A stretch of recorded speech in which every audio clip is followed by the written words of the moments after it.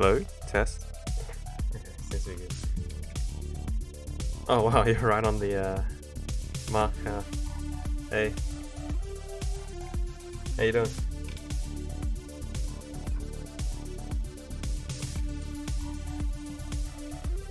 Oh really? I just woke up. Do you have a schedule? I'll have a look. Yeah, no, I passed out. I don't know if I'm gonna be bothered playing anything today.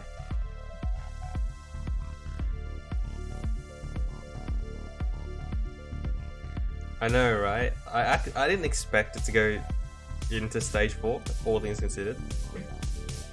I thought maybe he'd make more rules on top of stage 3, but I guess it's stage 4.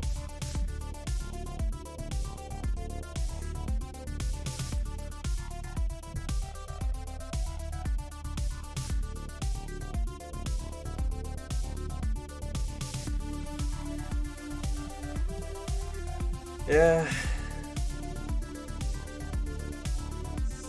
So I've been needing to go to Costco to buy some stuff, but I guess I can't now. Look, if everyone just followed the rules, like, come on, it wouldn't be this bad.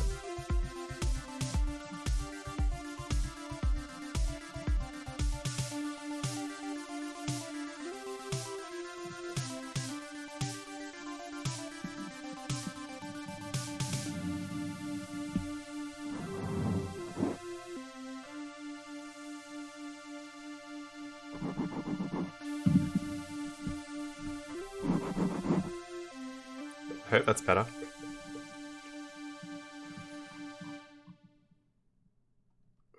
Ah, wow.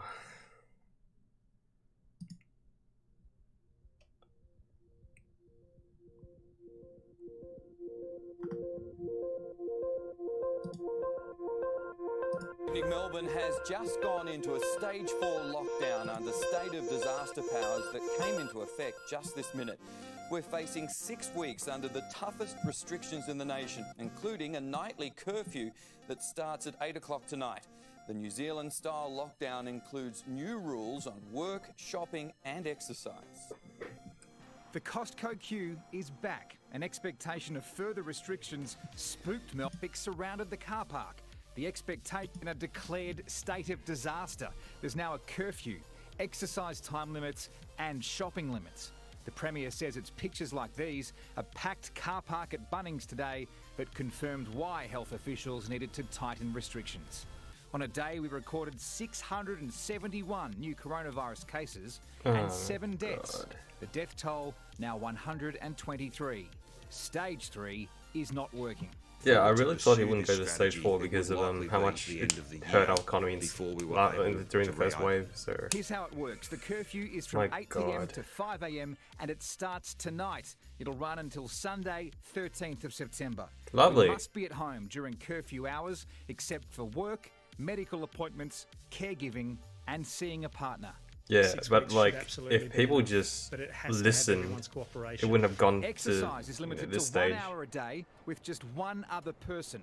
And shopping is now limited to one person per household once a day within 5 We have COVID kilometres deniers of home. here. So, absolutely Point Cook residents so can dumb. go to the outskirts of Altona Meadows, but not Werribee.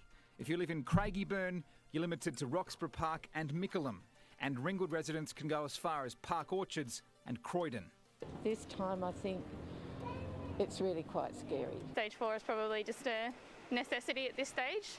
In a state of disaster, police are given more power to stop protests and arrest people for breaching restrictions. It ensures they have the right tools that they need to enforce all the directives and ensure compliance with those directives. All Victorian school students, including years 11 and 12, will be taught from home from Wednesday, and there are big changes to kinder and childcare. Shopping centres remain open for essential goods and services.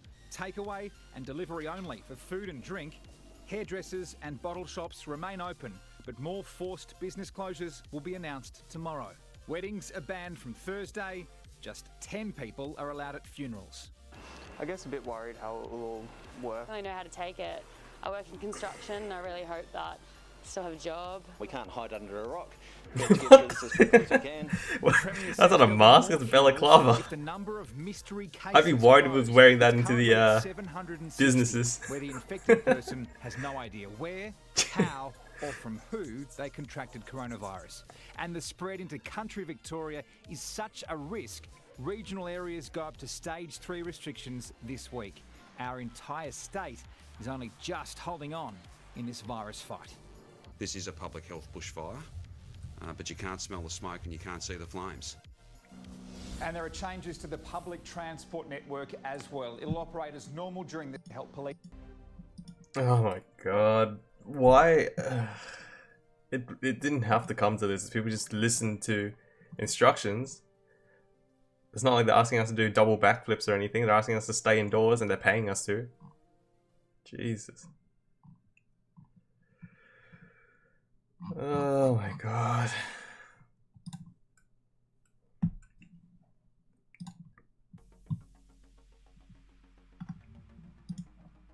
Hello everyone, this is your Daily Dose of Internet. There's this hotel that's located 30 feet underwater, and the only way to get to it is by scuba diving or free diving. A local pizza place saw the chance to make good business and started an underwater pizza delivery service. Coolest pizza delivery ever.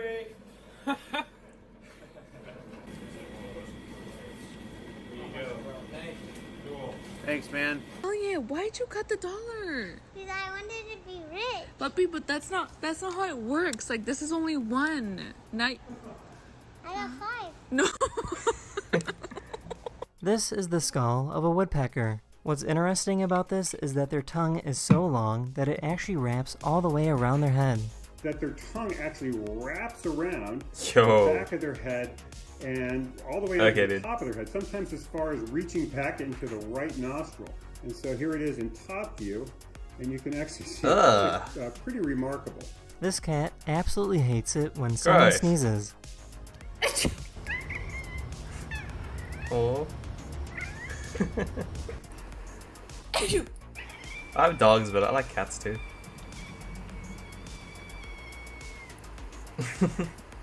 This Uber driver gave a ride home to the person that voices Mrs. Puff from SpongeBob. Right, exactly.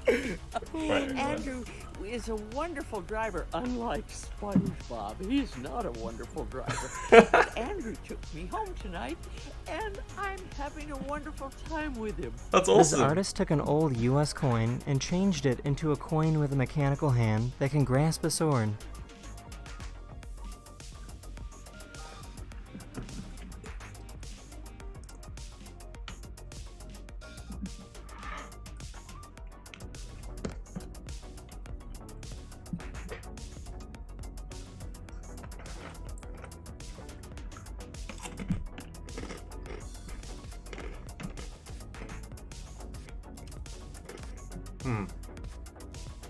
This dog gets upset whenever their owner invades their personal space. That's my dog.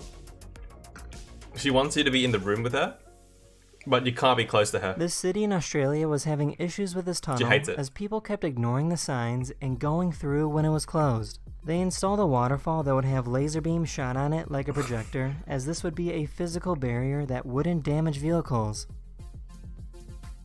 Or you can have like highway patrol just doing their job instead of wasting money. No clue. I think it's in Sydney, I think.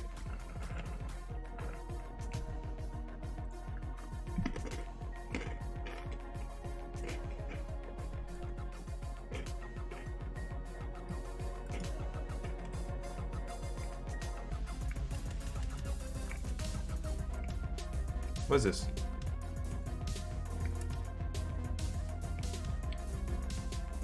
Probably just some CGI showcase. That's the end of this video. I really hope you enjoyed, and I'll see you guys again very, very soon. Later. So quick. Hello everyone, this is your Daily Dose of Internet. This paddle surfer in Australia was relaxing on the water when 2 whales started to follow.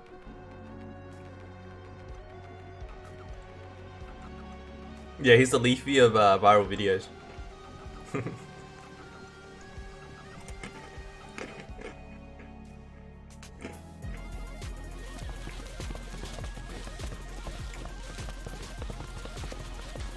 a crowd of people got onto an elevator to pull off a prank. The elevator made an announcement that too many people are on and someone needs to leave. What? Wow, okay.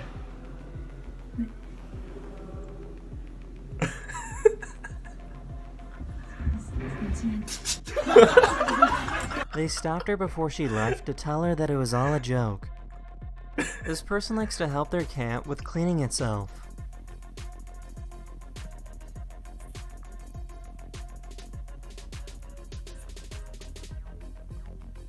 Oh.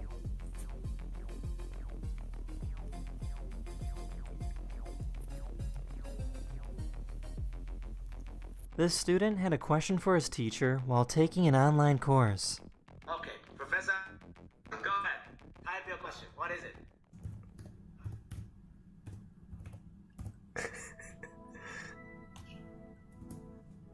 Of course you can go to the bathroom.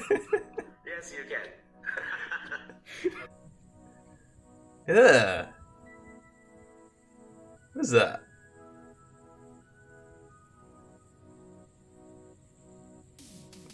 This is a machine with 100 individual gears. In order to make the last gear at the end and make one full rotation, the first gear needs to be spun a Google amount of times. That's the number 1 with 100 zeros after it. Long story short, it would take more energy in the entire universe just to rotate the very last gear. Why though?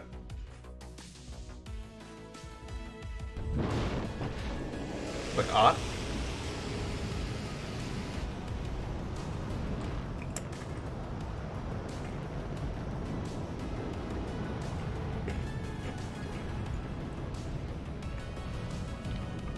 I actually really want to try skydiving. Seems fun. What? That's gotta be fake. Fake news. That's gotta be fake. Yeah. Check out this incredible view in Greece.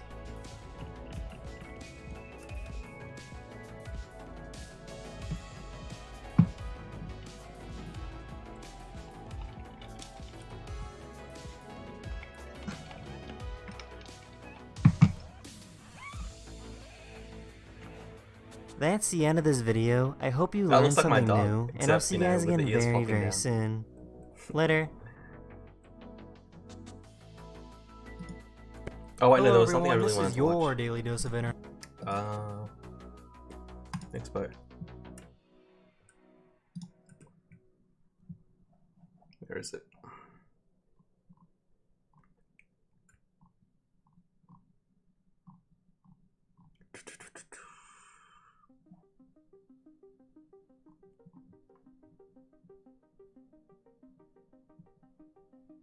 Wait, where is it?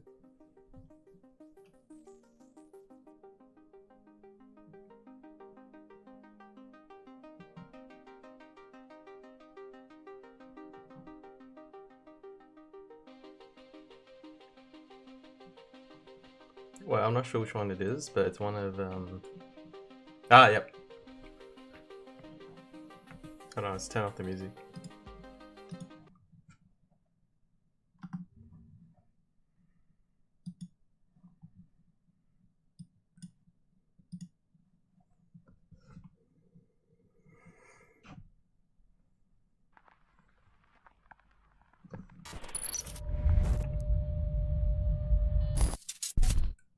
Well, it was good. I wouldn't know. I was indoor all day.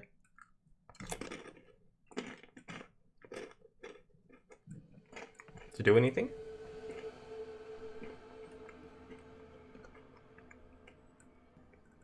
In recent years, Snapchat has become one of the largest social network apps out there. The convenience of being able to send a quick picture message to any of your friends or even mass share what you're up to in life has been something that a lot of other apps have tried to replicate, with mixed success. While a lot of information from the app is largely disposable, there most definitely are some strange uploads that might make you stop and say, wait a minute, what?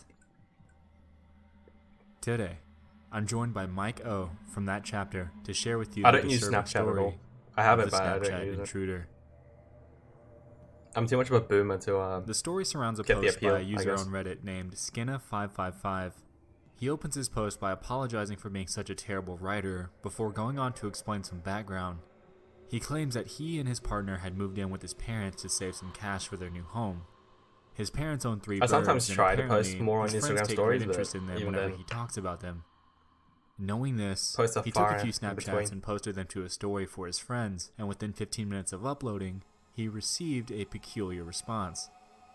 One of his good friends replied saying, "Haha, you bearded beast, those birds are mad. By the way, what the fuck was that in the window behind you in the last one?" Completely confused as to what he was talking about, he rewatched the upload a few more times before his stomach sank. He immediately saved them for further review, but before we continue, I'd like to show you what he witnessed. Right, so the first one of my parents' little birds is this little guy. Oh, Aussie. It is little Leo. He's a cockatiel. Hmm. The second little bird of my parents is a rainbow lorikeet. His name is Oliver. And there he is. And here I am with my good little mate, Puffin. I don't like birds. And here's an Never enhanced have. version, in case you didn't catch it. And here I am with my good little mate, What? Puffin. What am I looking at?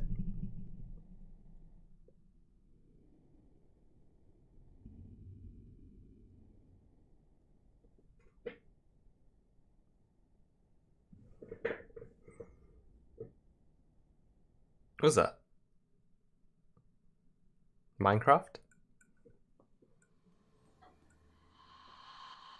He then proceeded to give us some backstory on why this especially freaks him out so much.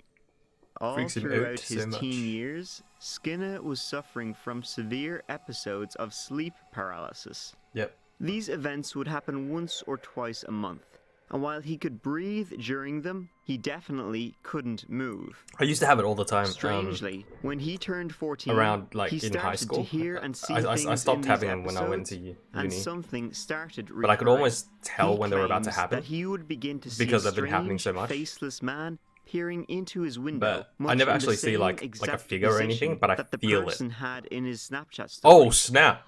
However, Yeah, in the window. That's like a torso. Yeah. When it happens, you feel like you can wiggle, sort of, or at least your brain is saying that you can wiggle, but like you can't actually, do it, and it's frustrating as hell. But I also have this thing where it feels like my head's being like pushed into like the pillow. Like it's like someone's pushing my head inwards, and like I hear like this really loud ring in my ears. It's at first I was really freaked out, but I don't know. It used to happen almost a nightly thing, so I got used to it. like that. But I remember At the first age time it 18, freaks me out He moved so out of badly. his parents' house and never experienced another severe episode like that again. He would only endure minor and quite short I can sleep almost paralysis predict when it's going to once happen in a now, so blue I'm moon. not really scared. It's However, more like a it was hindrance now. nothing too major. He claimed that he's now 26 and is It quite used to happen a lot freaked when I out did by what looks all-nighters and exactly whatnot. like what he experienced in his teenage years. Following up with some edits, he claimed that there was actually no glass between him and I the can't sleep figure on my back. I when always the sleep on my Snap side. story was So uploaded. it feels like someone's The just pressing door on the was side of my head completely into the open, pillow while I and can't the move. only thing between him and the person Like, was you a actually simple feel it. fly screen door. This largely eliminated the possibility of it being a reflection, and threw his story another that's a hint of torso. authenticity. He then proceeded to give us a tour of the room, to give us another perspective on things. Closing his post, he let us know that it's been a few days, and he thankfully hasn't experienced anything else. That was until a week or so later, when he made a follow-up post about his story.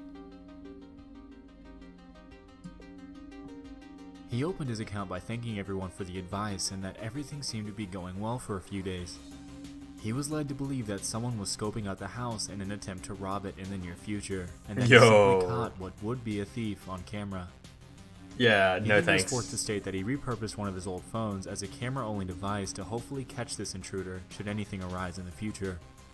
A mental note was also taken to be absolutely sure to lock every door and window when he'd be home alone, and he allegedly followed this very, very closely.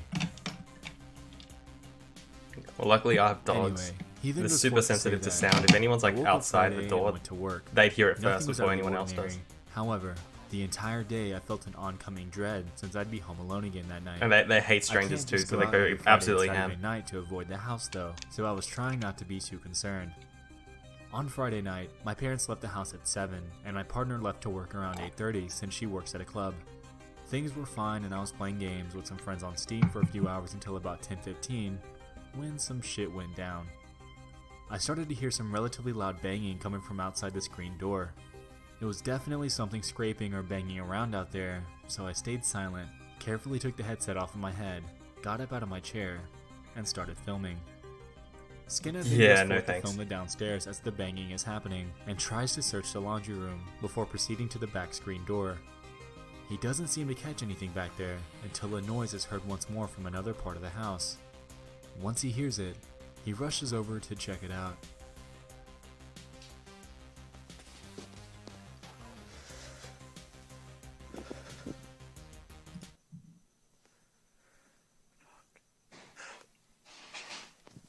What?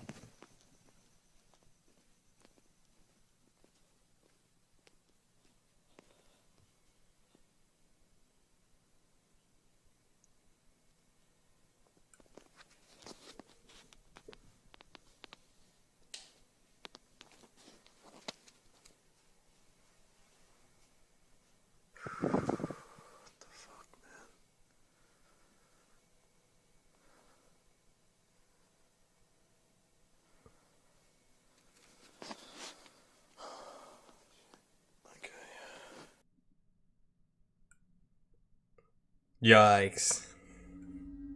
Now, it could be the house it settling seemed though. that nothing happened in the video and it was probably just some wind or something. Yeah, I know, right? Possibly? He claims that he didn't call the cops and kept all the lights on for the rest of the night while staying away from all the windows until his parents got home at 11 p.m. For some reason, he didn't tell his parents about the situation. Yeah, when it gets However, dark, when his we partner close got all of home our around blinds and whatnot. midnight, he gave her the heads up about what happened.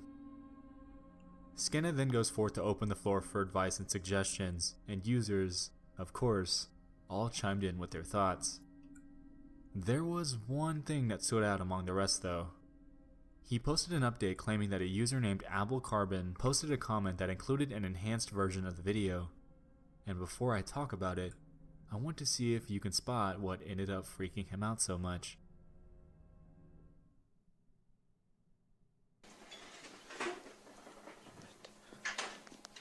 Hey, Minecraft again. What?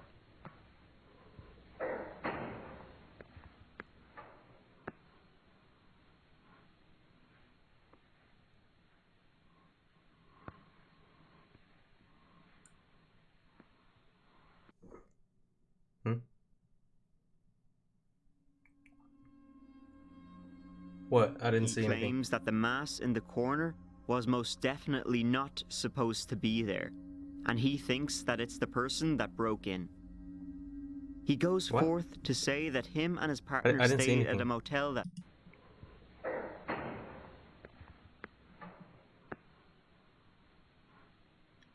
How do you even tell? It's so Minecraft. He claims that the mass in the corner was...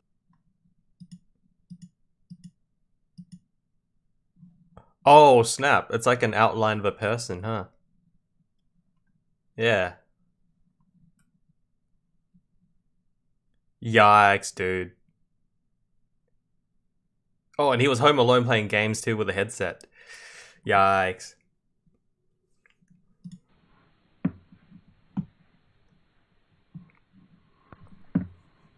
Yeah, no thanks.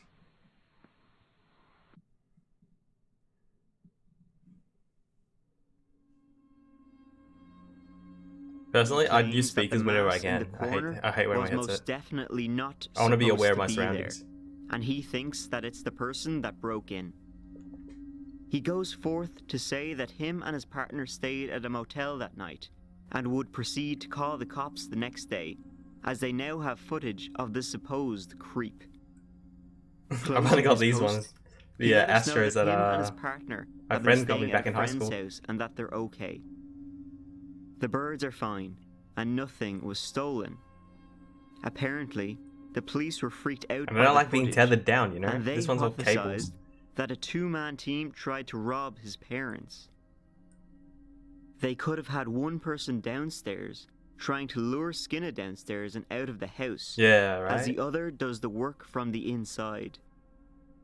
Strangely though, the windows and doors were locked as And we also mentioned before. glasses problems, So you know, the when you cops have glasses and you wear theorized headphones. that the intruder may have entered and And then your subsequently glasses sort of like exited dig into your through head. the roof somehow. Also, he mentioned that the stairs would have definitely made noise if I don't want to wear person were contacts going all the up and time either. down them. So he would have had to be strikingly careful to carry out this plan. Nonetheless, he was entirely freaked out and claimed that he's going to stay at his friend's for the week and discuss whether or not to move back to his parents' house before his story ends. So it was a home invasion thing. Yikes. Now, this story is a special one for one tiny little detail. He has video evidence of these encounters. It should be definitive, right? Well, let's dive into a few quick theories that I can come up with in regards to this really fast.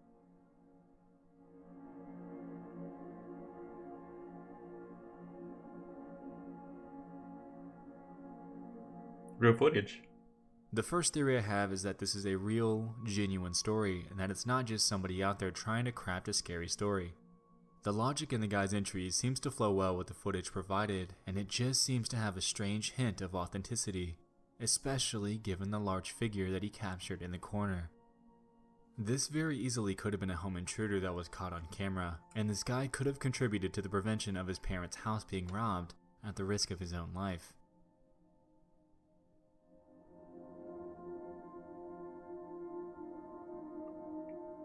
Let's say, I mean, I'm not a robber. I wouldn't know, but the second theory might if you're be robbing a under house few of you, and you're almost hear me caught, out. This entire if it were me, hypothesis I don't think surrounds I'd a actually very try real to like possibility that this kill the entire story person could be fake. that I'm robbing because hey, I'm gonna get busted either way. I don't want to add more to my rap sheet. I'd like to address the elephant Or maybe that's just in the me. room. Do you have any idea? Yeah, like if you're almost busted, you just get the hell out of there, wouldn't you? Yes. No point yes, fighting him. It's a no sleep story, and I almost was repelled on even touching this because of that. I'm not bashing on no sleep as a whole, but honestly, let's face it. Oh yeah, it's on all Reddit the as well. cliche It's probably subreddits fake. that are oversaturated with fake, quote, true scary stories. No Sleep is the unfortunate pioneer of that very stigma, and it very much plagues this story. It was hard getting past it then, and honestly, the more I talk about it, the harder it is to get past it now. Yeah, true, Anyway, another point I that don't I know. want to touch on surrounds To me, the I think claims about if he's his just past. filming with his phone and he's Now, like honestly, looking at the phone and filming it while around, I don't think he's paying that much attention to legitimately his does nothing to support surroundings. any evidence given by the video. Like sometimes you miss stuff Looking when you're back just to looking at his your phone first as well post and the while you're comments filming below stuff. it, everyone led him to believe that it was a home intruder But that yeah, was it scoping out could his house. also just be This, like far fake, because like dude large, is kind of left me obvious, I wondering guess, what the now in significance retrospect. of the sleep paralysis was To have an at all. actual man stand in the corner. The only connection that I could make was that it was divine timing and a massive coincidence that their positions were the same, but other than that, Yeah, I it wouldn't simply scope out a has no house if the relevance. light was on We and have you to know you can consider hear that someone his talking. parents So live this is here also no kind matter of what. shifty. And if they haven't experienced anything like this prior, then this largely screams filler in order to create a spooky story. Yeah, you know what? I'm not Lastly, convinced. I think it's want fake. to touch on the end footage, and I'll just demonstrate exactly where I'm going with this. Unless you're like super dumb and you're scoping a house with people in Do it. me a favor. Yeah, sure. What's up? Yeah, could you stand right over there in the corner? I'm trying to film something. Yeah, if it's a fake, yeah. it's done really well. What are you filming? Almost Don't worry about believable. it, man. I'm writing a scary story, and I just need some footage. Just stand over there, and I'm Phil. gonna walk through here while shaking the camera. Oh, all right.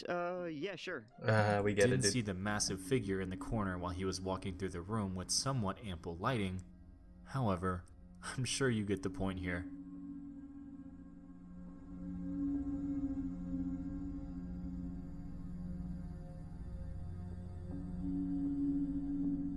The last theory surrounds one glaringly large possibility, that this was a prank. Now, while Skinner claimed that he didn't recognize the figure in the corner, this could have been done by a friend or a family member as a huge prank. The reason considering how fast he was going with his camera in his hand and probably just looking at the phone, and out, it's easy to so miss quickly like and quietly corners and without stuff like Skinner that. hearing them. Theories have been made that they entered and exited through the roof, but I honestly see this as a large stretch. This possibly could have been someone with an easy method of re-entry, or someone with a... If this is Australia, and if it's anything like my house, you can't really get through the roof. A key. Now, this doesn't consider any house alarms going off to any extent. However, if someone entered through any window, be it Like, on it's the not like roof an or American inside the house or anything where they have the like a house alarm latch to would go to off. like the attic or anything. So it's possible to assume that their home security was either disabled or at least that readily, they don't have easily one. accessible. Now, with a prank, we have to consider the possibility of a motive. Well, honestly, I have one right here. It was in late October when this story was posted. This could have very well been some sort of Halloween prank played on this guy, and it would somewhat make sense. Friend dresses up in a creepy costume, friend has access to a potential spare key. Nah, I think the whole thing's fake friend now. gets in, other friend makes noise outside, Skinner gets scared, and everyone has a laugh. The only thing dragging that down, though, is the fact that Skinner was never told that it was a prank at all. If it were one of his friends messing around, surely they would have told him by now. Unless he had. Surely you shouldn't have friends who pretend to rob you. Anyway, guys, the large viewer consensus for this story is that it was someone who was scoping out the house before finally intruding and escaping. While you now know my take on this story, I'd love to hear yours. Was this an entirely legitimate affair? Was this all staged out by Skinner himself? Or was this an elaborate and nonsensical prank that never revealed itself? I'd love to hear your thoughts on this. I think it's fake. Fake news. Before we go, I'd like to give a huge thanks to Mike O from that chapter for joining me on this ride. If you like content along the lines of Rob Dyke or Kaylee Elise, go give his fantastic work a look. I'll leave a link to his channel in the description below.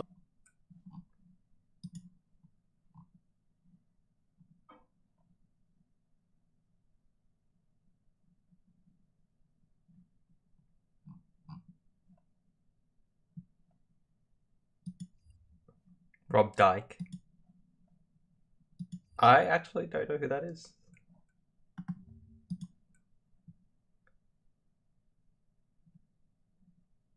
Why is that a bad word?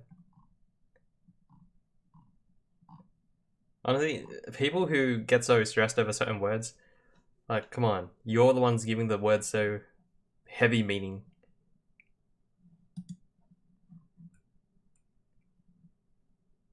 Oh, I never finished this, did I? Let's have a look. What's this? Rob Dyke. Oh, look.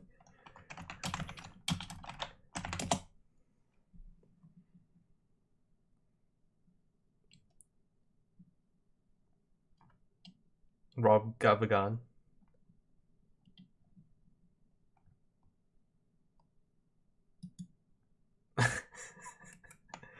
In today's age... Wait, so his name was Dyke, but he couldn't use it because it was a bad word.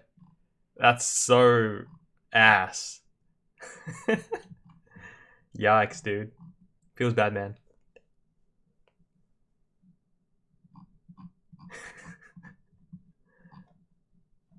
I was throwing the sub.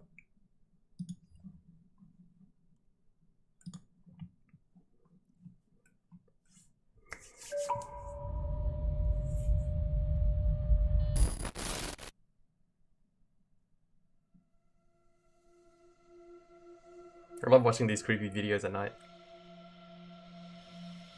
Especially before bed. The very first video that I ever uploaded to Nightmare Expo revolved around a Polish channel run by a man who's seemingly haunted by a demon. I was a super rookie back when I, quote, analyzed the channel, and I thought I'd do it some justice by revisiting it and giving it the proper analysis. Maybe because it I'm such a deserves. skeptic. To give some So context most of the time on I'm how just bad trying to my like original debunk it. video was, let's look at the 45 seconds of I haven't had a nightmare in analysis ages. that I did back then. Exit and the video ends. Now, this is where we discuss whether we think this is a real haunting or fake.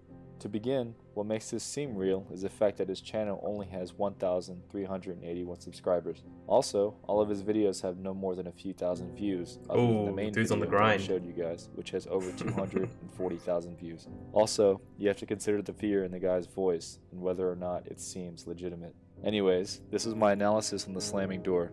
Let me know what you guys thought in the comments below, and be sure to let me know if you think this is legitimate. It's all about that grind. If more information arises, No, you rookie. Let's do this right.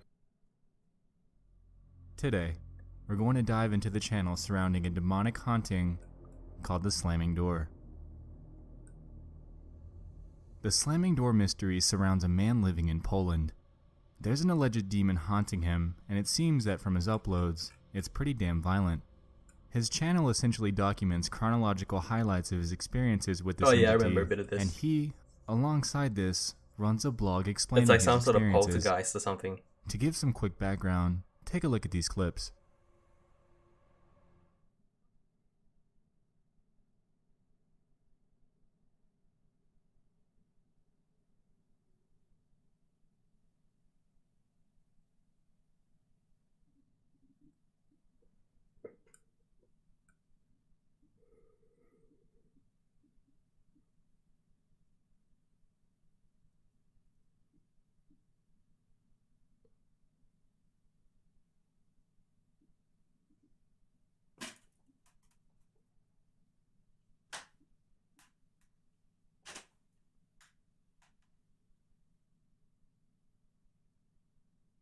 It's not hard to fake.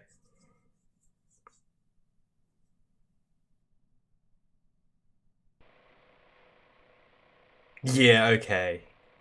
If I live in a house like that, I'm noping out of there. Those stairs. They scream haunted house. Look how steep they are. Jesus. Alright, if there was a real ghost in this house, and you were on the top floor, you're screwed. You're gonna die. Yo, okay.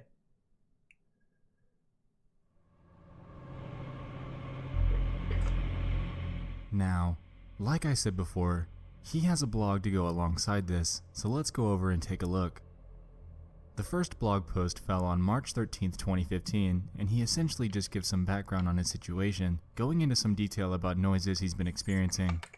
One thing that stuck out to me though, falls in the first sentence. He claims that, "You may remember my story from the wykop.pl website." Interesting. After seeing this, I went over to the site and found his story, posted by what I'm assuming is his alias, BQP. He posted a link to his video on the site nearly 3 years ago with the Polish translation of the hashtag #OpenTheDoor. Many of the viewers on the site were skeptics. Yeah, fake However, news. nobody really found anything to He's baiting. disprove his uploads. Scrolling through the comments, it seems that they fished and fished for an opening to grill him on, to no avail. Now, what about the story? BQP claims that he's being followed by a demon, primarily when he's in what he calls his fun room, where he plays video games and reads.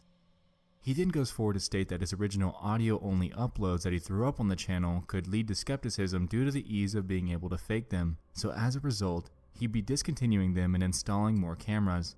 Yeah, that's fake. The cameras then grew more and more numerous, and with this came the introduction of his initial visual uploads, which is what you saw previously.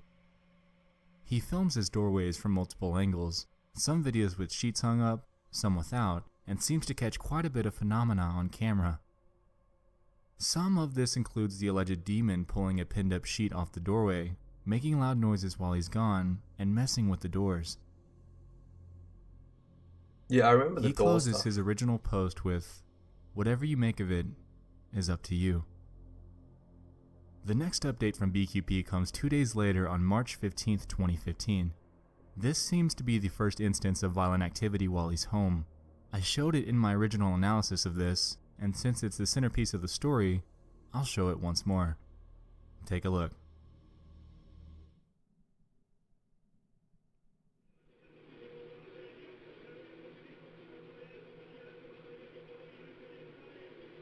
Looks pretty cozy. Right. jeszcze nie teraz, jak w sobotę.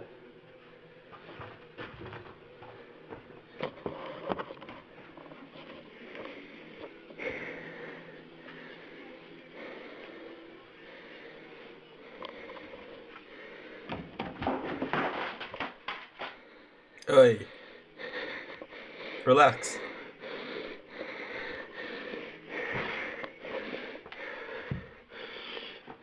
Why is it pitch black outside, dude?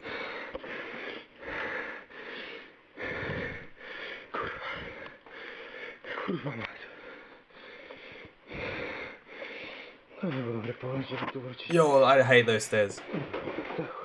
I hate those stairs so much.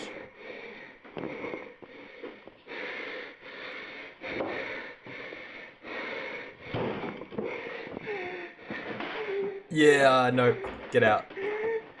I get the hell out.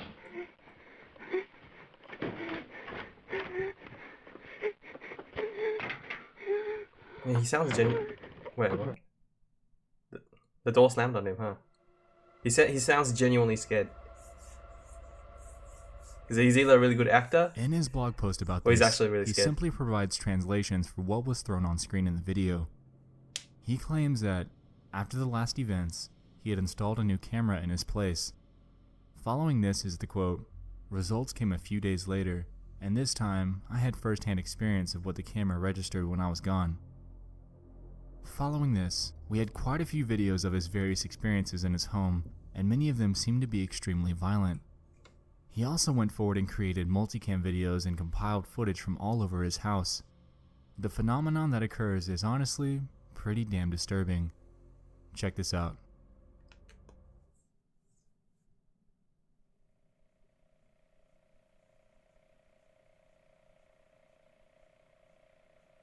Watch Dogs, nice.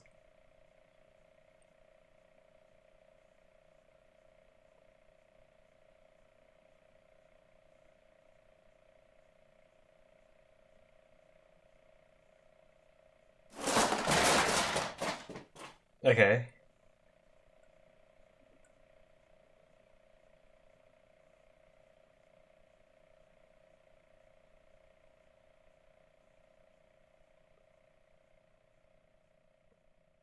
Okay, at least from the angles we can see, it's gonna be difficult hiding some sort of wire there or anything to pull it, so that seems kind of real. Fast forward to May 22nd of that year, and we get one last upload from BQP on his blog.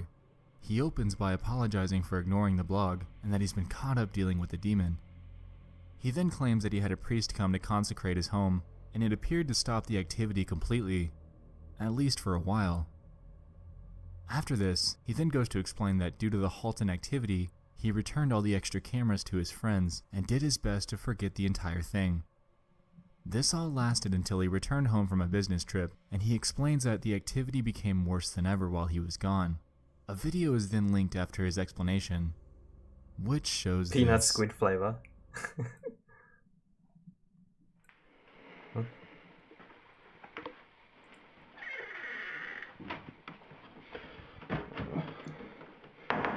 Zamykam tu coś, żeby zrobić miejsce. O. Dude. Imagine coming home from work and your house is completely trashed, Ale nie jest lepiej. but nothing's stolen. So you know it's not. It wasn't a burglary. It was just a demon. No big deal.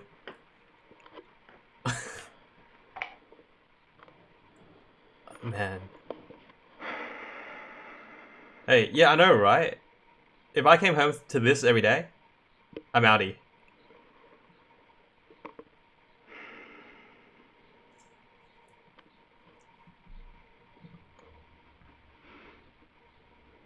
No, you missed the start of the video. Apparently, some sort of poltergeist. Straty to idą w tysiące, to kurwa.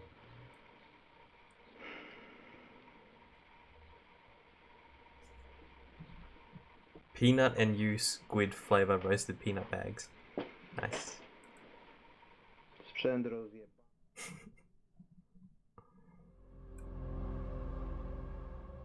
Oh, it's almost 13. Following Oh, it's this, 3 bags, so the 13 activity bucks. seems to keep up, and BQP proceeds to upload even more multicam videos, one of which he faints in, which is pretty damn strange. The final video he uploaded is titled What the hell was that? The Slamming Door Final, and was put up onto the channel on February 14th, 2016. In this one, he essentially brings a friend with him to show her what's been happening to him. And, as expected, shit hits the fan. I feel scripted, dude.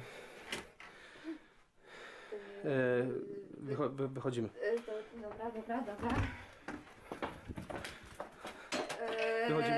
Wychodźmy szybko.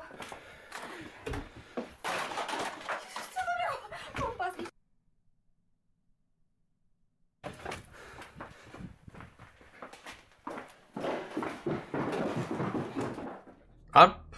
And I thought that's it. poltergeists were connected to Now, an to area, this day, not a person. I'm still not 100% sure what to think of the situation. Obviously, there's no science behind There ghosts. are some but obvious that's red what flags I that could be thought faked, they were. and some stuff that looks like bad acting. However, there's nothing definitive here that screams, this is fake to me.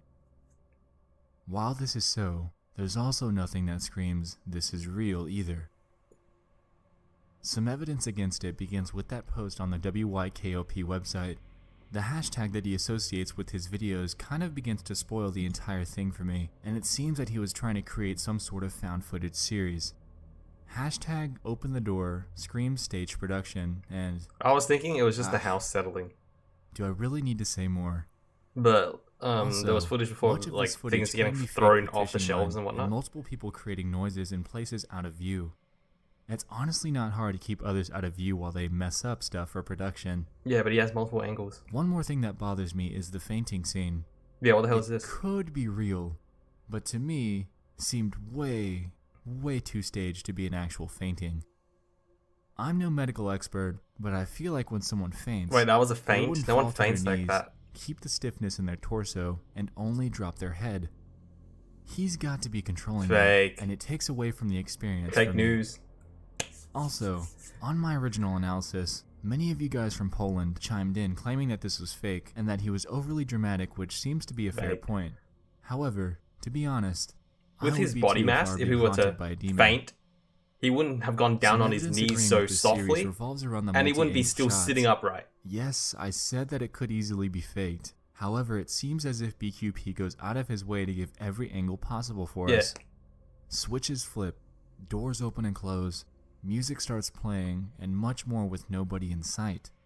This could all be due to cleverly planned camera angles. However, it gives playing these a hero specific in scenes Battlefront, a you get hint of defeated, you possible kneel down. authenticity.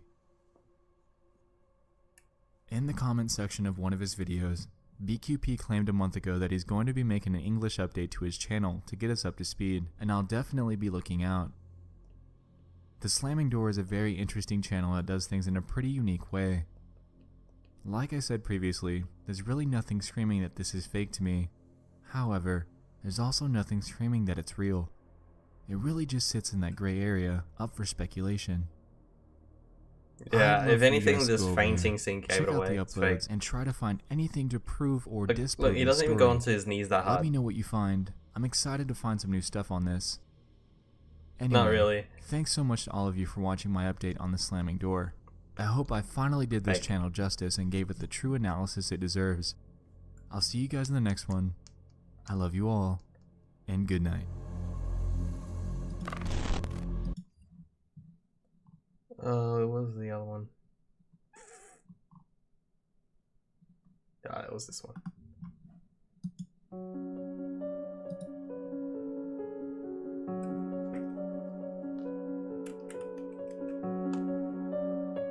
Around the world, there are many creepy and eerie places that are undesirable to visit at night. One of the most unnerving places, though, no matter when you visit, is a morgue. Imagine having to work the night shift there. Could you do it? Today, we're going to discuss a video showing what appears to be a haunting in a Brazilian morgue. The video you're about to see involves two security guards who appear to be working the night shift. Dude, It it's shows a Brazil. long dark corridor with a flickering light and what appears to be a red metal cabinet opening and slamming shut repeatedly. Take a look for yourself. Hey. Okay, that was a little too stereotypical, like...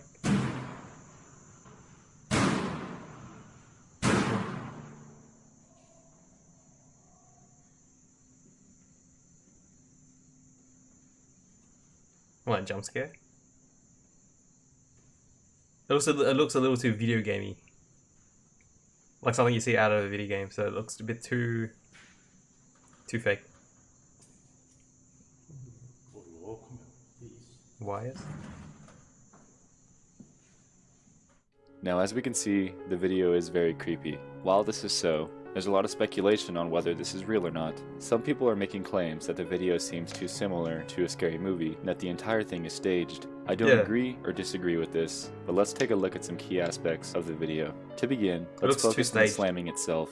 It occurs in regular intervals, with the lights flickering above until they get within a few steps of it. After this, the entire thing stops and everything seems to go back to normal. What's garnered a lot of controversy is the alleged string that's inside of the door. When the guards are investigating the inside of the cabinet, the flashlight pans across the red door, and for a split second, a string appears to catch the light. This is leading people to claim that the video is a complete hoax, and I want to present some theories as to why this may or may not be true. 1. This was a movie of some sort. 2. The video is real, and there was a real haunting. And 3. The entire thing is a hoax, and the door was being slammed with a string. Let's focus on the first theory. While this entire scenario does look like it could be something out of a scary movie, something tells me that it isn't, since, generally, when something is on a movie set, you'd see set pieces and some sort of microphone or special lighting. Also, let's be honest, the flashlight that they have is terrible, and any movie director would have their actors equipped with considerably better lighting to draw attention to certain parts of the set. So for this theory, I will eliminate. Let's now look at theory 2, which claims that this is a real haunting. This is likely. As we can see, all at the same time, we have the overhead light flickering, the door slamming, and 2 security guards who genuinely seem confused and freaked out about what's happening. This likely could be a ghost, since they do tend to partake in random acts, like throwing books off shelves or knocking things over. This repeated action can very well be the sign of a ghost. However, there isn't any concrete evidence in the video, so for this theory, I'll leave to you guys. Regarding the third theory and the accusation of this being false, let's redirect our attention to the alleged string. As we can see here, it does indeed look like one. However, in the very next frame, we see this. Here, it appears that the light was reflecting off part of the metal in the door, and it very well could be part of the metal given the way that the door was built. Also, we have to consider that if this were a string, where would the person be pulling from? If this were a metal door, how would someone be able to pull the door that fast if the string were that close to the hinge? The physics behind it doesn't make any sense, and as we can see in the video, the door also swings out and back in a very unnatural fashion. If this were truly someone pulling strings, they would have to have someone hidden behind the wall, and also someone pulling the door open from the opposite side of the hallway. Even then, the 2 people would have to pull their strings in perfect harmony and make sure that they don't mess it up. Also, even if there were a string pulling the door open, the security guards would have walked right into it. The scenario would take a lot of effort, and given our thoughts on the first theory of this being staged, they would have done better on the lighting. So for this theory, I will eliminate. The entire thing seems very well like it could be legitimate. However, with no concrete evidence or solid background on the location, we can't determine if the place is truly haunted. However, this is ultimately something I'll let you decide. Do you think that the place houses some sort of ghost, or do you have some other theory behind the matter? Anyway, this was an analysis of the haunted morgue in Brazil.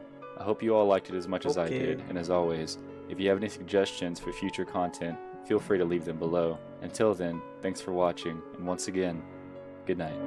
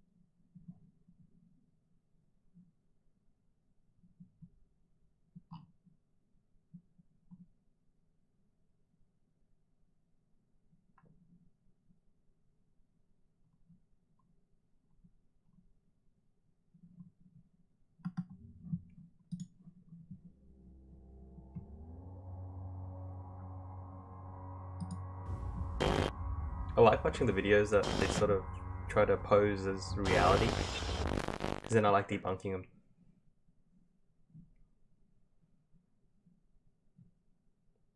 Uggs are good too, but I like the supposed real ones.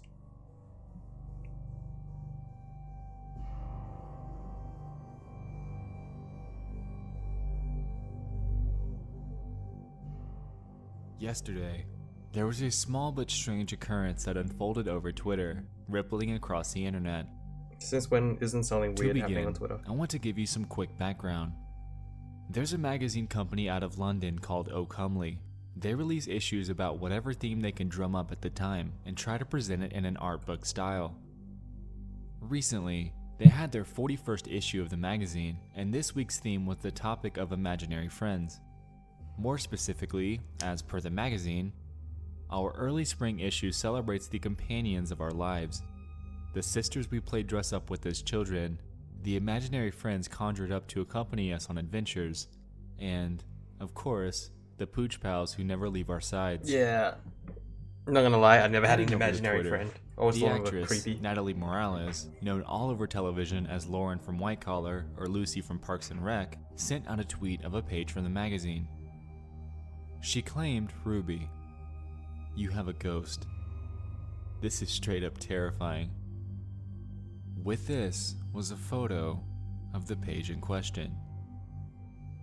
Ruby, 3. This is my imaginary mom, Grateful. Her yellow eyelashes mean that she can see in the dark. She only comes to see me at nighttime. It scares me sometimes, but I always want her to come back. She has 2 babies in her belly. She's 14, but can never have a birthday.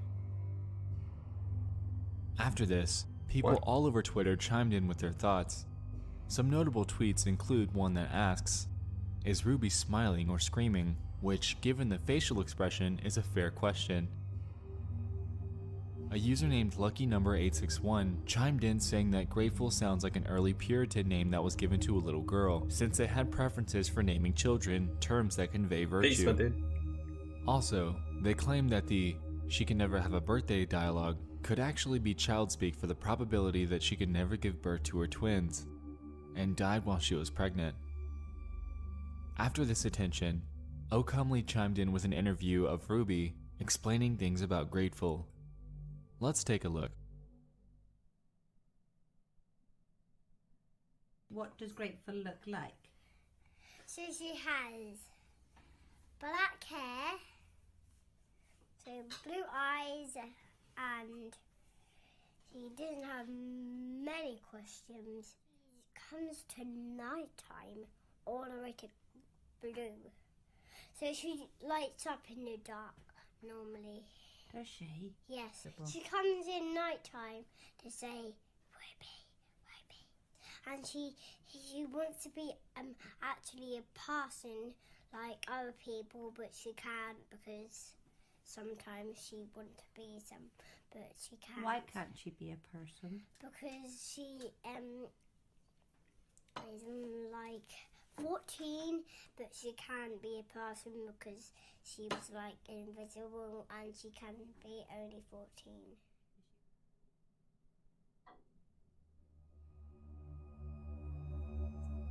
The entire thing is Sounds pretty like she's been chilling, feeding especially lines. considering the unnerving image that Ruby had drawn. Whether it's a repetitive intruder, a figment of her imagination, or something else, it's pretty hard not to be at least slightly spooked out by the situation. Anyway, I just wanted to chime in with this quick story because I found it interesting. Also, quick thing, I made my previous Waldeck Mine video from yesterday private due to many of you informing me that Frank gets copyright strike happy when people debunk his videos. I'd love to, at all costs, avoid a strike entirely, so I've left a direct link in the description if you'd like to check it out on my Facebook page. Disclaimer, yes, his content is 100% faked, and his antics regarding striking down videos just solidifies this. Anyway.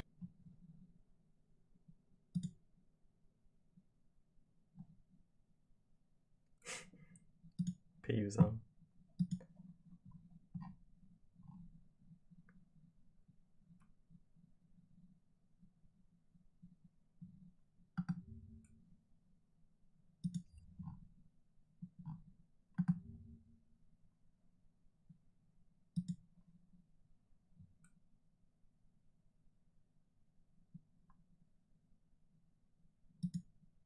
Hello everyone, this is your Daily Dose of Internet. An invasion of inflatable mattresses was filmed taking over this neighborhood.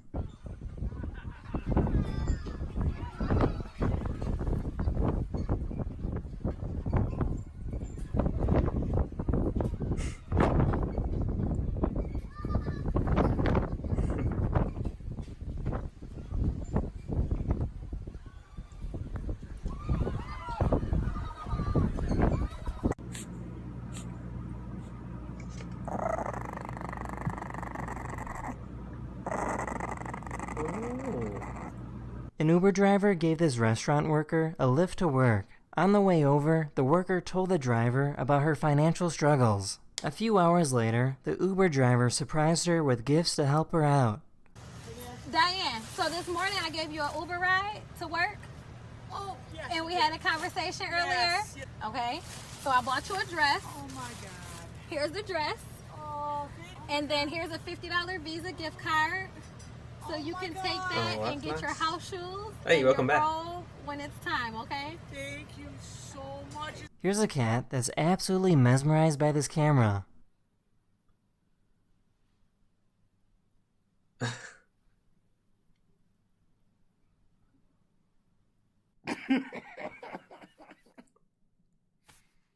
This YouTuber made cookies that were shaped like a phone and waited to get pulled over by the police. Ale dlaczego zostałem zatrzymany? Dlatego, że rozmawia pan przez telefon. Pan rozmawia przez telefon komórkowy. Przez telefon komórkowy? Tak, proszę pana. Jaki telefon komórkowy? Czy trzyma pan? Fajnie, fajnie, daliśmy się. Mandatu nie będzie? Nie będzie, proszę pana, prowokacja się panu udała. Nie będzie mandatu? Ale to nie ma za co. Hey, that were America, they'd still be booked.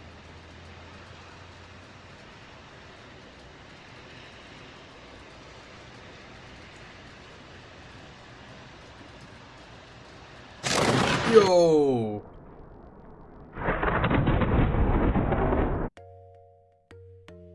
Yikes.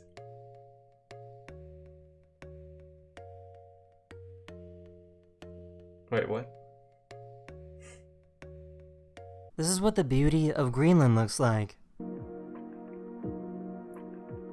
Oh yeah, Greenland's all icy and Iceland's all nice and green. Damn.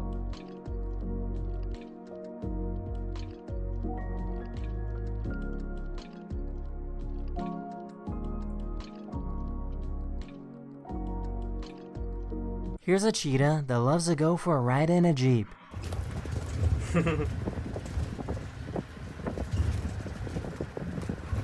That's cute.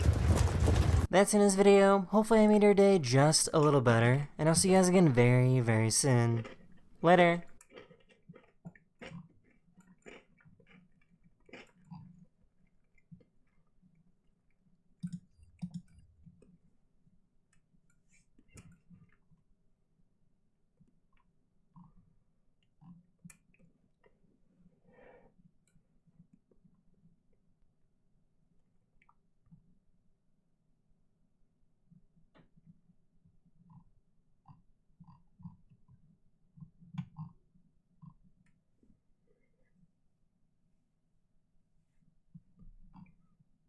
Whoa, I wonder if Lemino has new videos.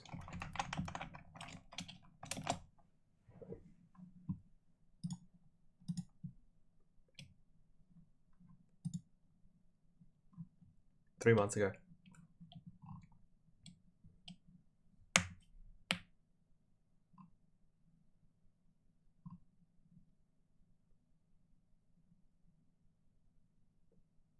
Have a look at this.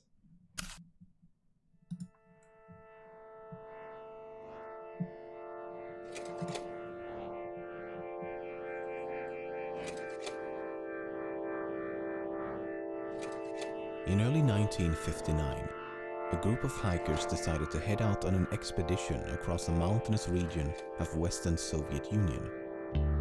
The group consisted of 9 experienced men and women greatly familiar with the Siberian wilderness. This guy makes really good docus. Yet, this adventure would prove to be their last. Despite a criminal investigation, photographs and journal entries, the case remains unsolved after more than half a century. This is the case of the Dyatlov Pass.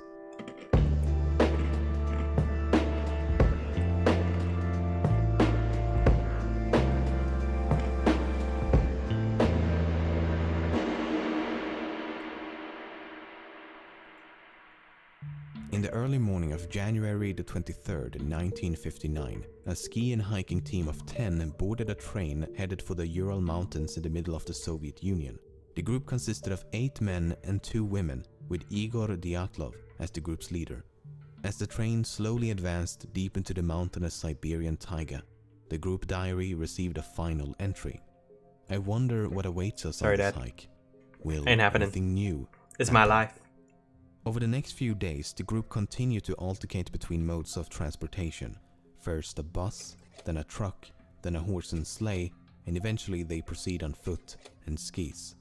On January the 28th, one of the hikers named Yuri Yudin had begun to feel quite ill and eventually decided to head back, while the remaining group of 9 continued as planned. These photos were taken just before they parted ways, and it would be the last time he saw his friends alive.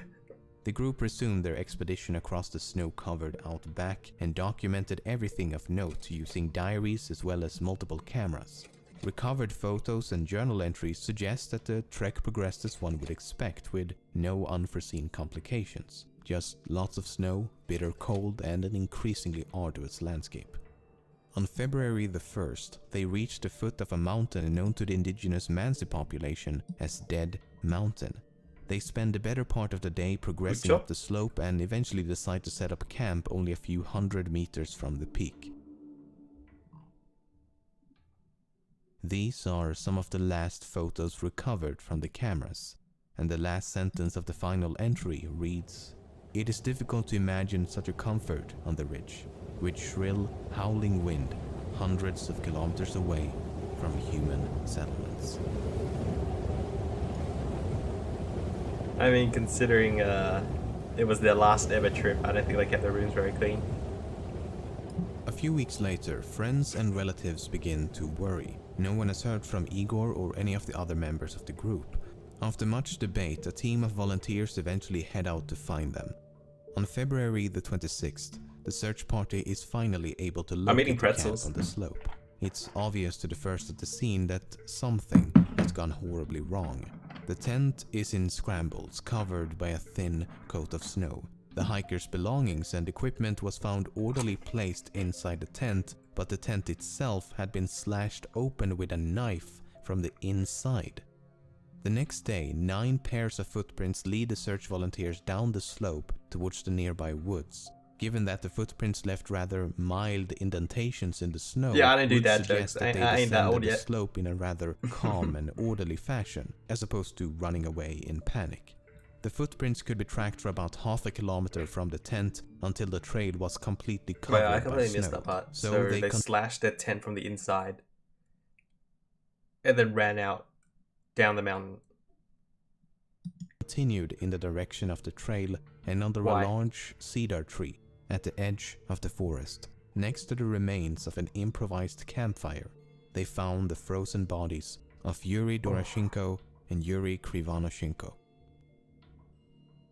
It would take over 2 months for the bodies of all 9 hikers to be recovered.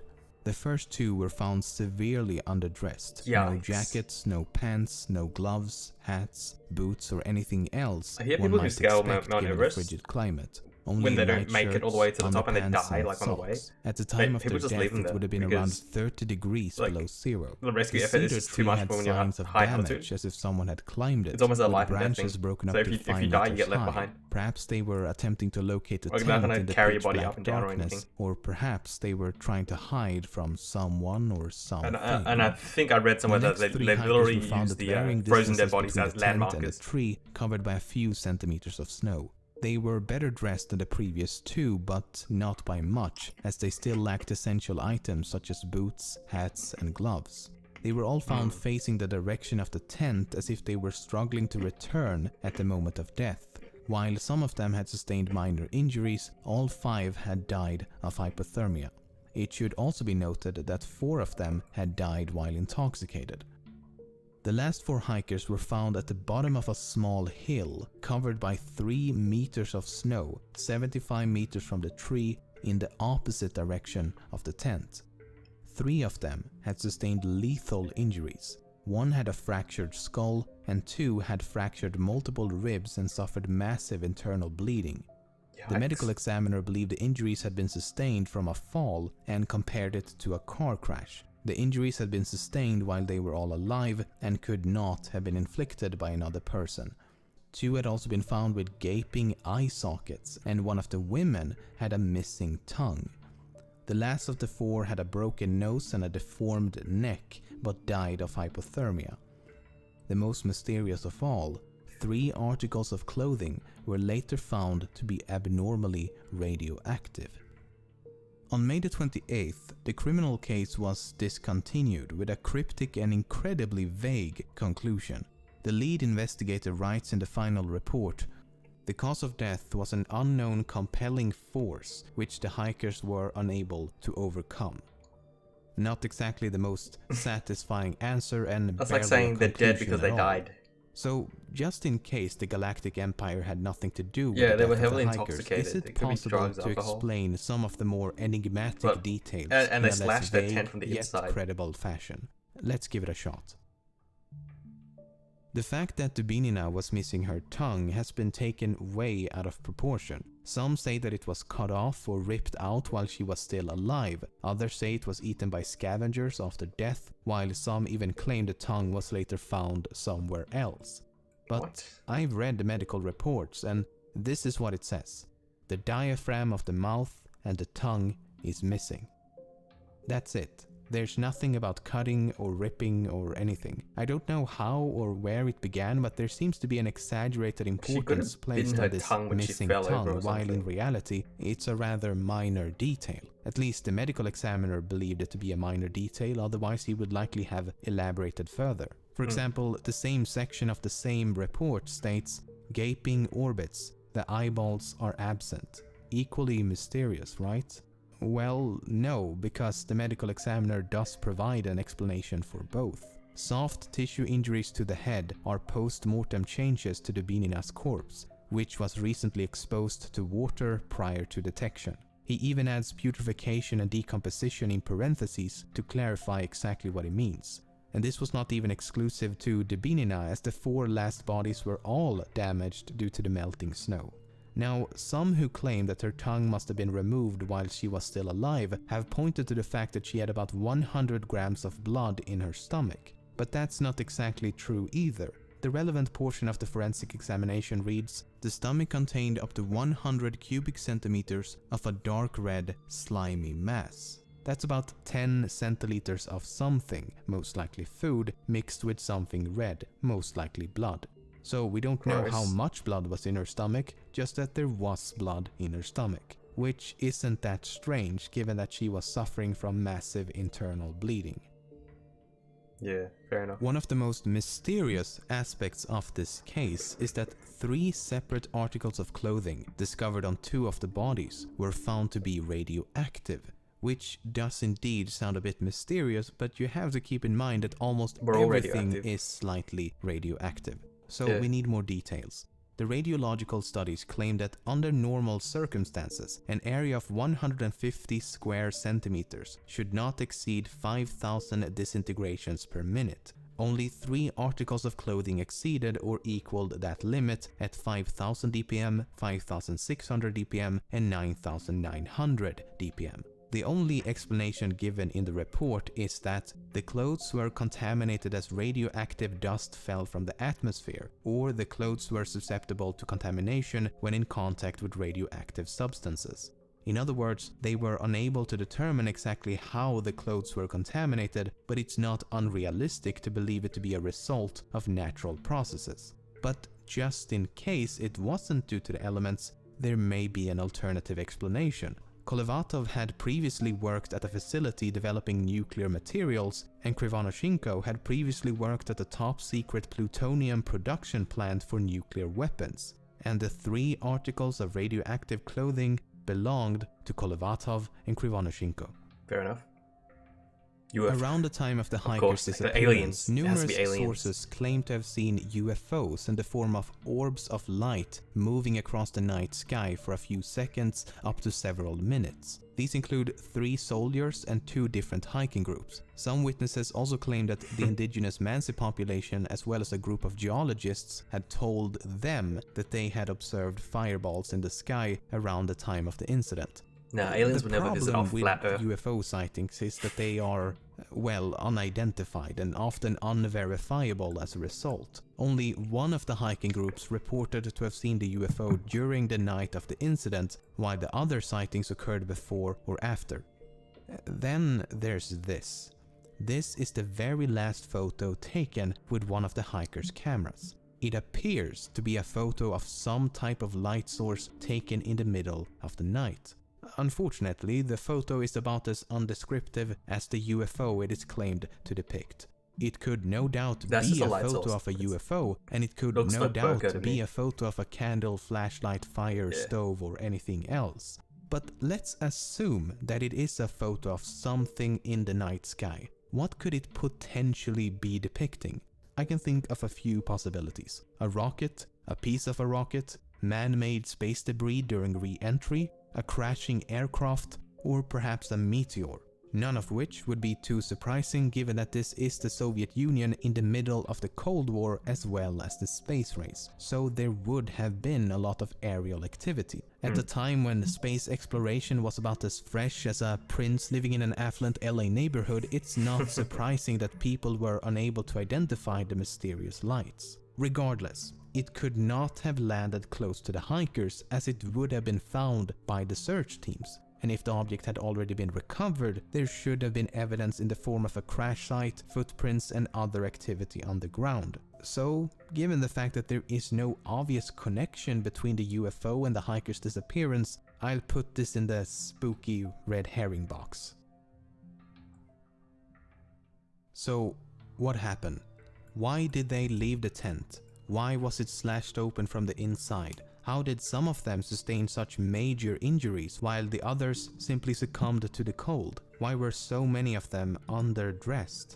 I think the biggest mystery is how it's been able to remain a mystery given the abundance of information. So after spending the better part of this month hiring multiple Russian translators reading through a massive amount of material ranging from theories about a KGB cover-up to a simple avalanche accident, this is what I believe to be the most credible explanation. First of all, why would they leave the tent? That seems to be the most important missing piece of the puzzle. I would argue that the only thing that could make them leave would have to be an immediate threat inside the tent. If something was outside, such as an animal or a UFO, then there would be no reason to cut the tent open. There were no signs of an avalanche, however, they could have escaped believing an avalanche was tumbling towards them. The problem with that theory is that the footprints show them walking in a calm and orderly manner down the slope, as opposed to running away in panic. So something caused them to panic inside the tent, but once outside, they calmed down and made a conscious decision to walk down the slope. Now, take a look at this photo. The pipe sticking out of the tent entrance is the exhaust pipe of the internal stove. This was a completely unique and homemade design, as the leader of the group had built the stove himself. We know they had used the stove on the night of the incident before the incident took place, as partially eaten pieces of fried ham and bacon were found inside the tent. I think that after disassembling the stove and removing the exhaust pipe, the embers inside the stove were accidentally reignited. As the exhaust pipe had been removed, the smoke would have filled the tent in seconds. As they attempted to get control of the flame, they cut a few holes at the top of the tent to vent the smoke. When that didn't work and it became increasingly difficult to breathe, the side of the tent was slashed open and they all escaped in a state of panic. There's even more evidence to support this theory.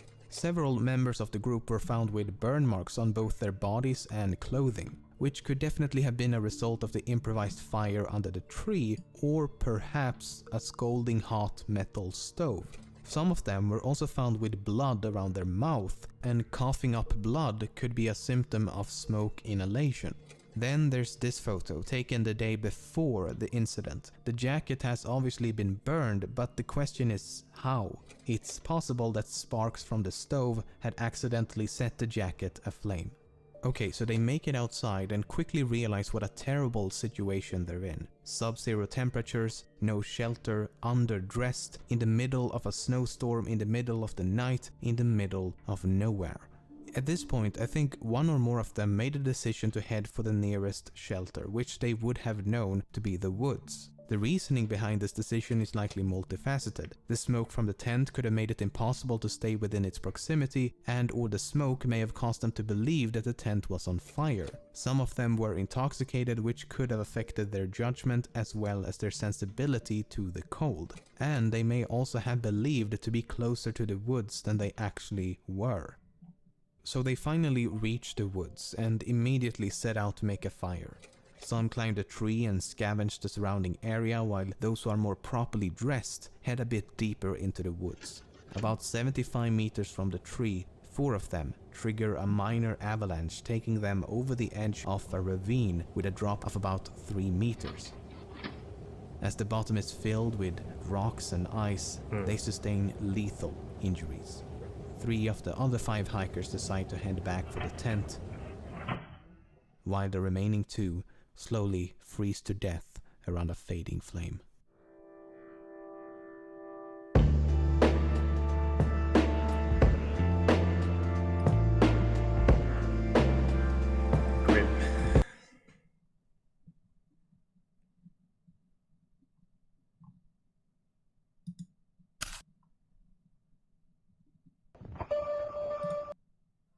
Just let me know.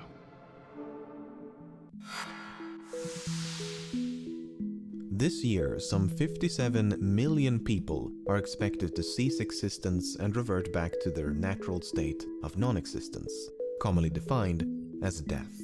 Roughly 2/3 will die of a mysterious and as of yet incurable disease known as aging. Well, technically and medically speaking, old age is not in and of itself lethal, but it nonetheless weakens your body so as to make you less capable of combating that which is. Nevertheless, death as a result of age-related conditions is clouded in mystery, as we have yet to discern precisely why we age. Current understanding implies no singular element commands the aging process, but rather a combination of multiple interconnected factors. For example, the limits imposed by telomeres on cell division implies obsolescence may be programmed into our DNA. Manipulation of specific genes in other animals and organisms can have drastic effects on the aging process. Furthermore, numerous studies have evinced that calories accelerates aging, and thus less food could potentially extend longevity. So stop eating and you'll live forever. Who eats a burger that way? On the opposite side of the spectrum, aging may simply be a result of accumulative damage and waste. While the human body is capable of maintaining and repairing itself, the processes responsible are not infallible. Over time, an accumulation of separately insignificant failures may collectively become significant so as to sporadically degrade.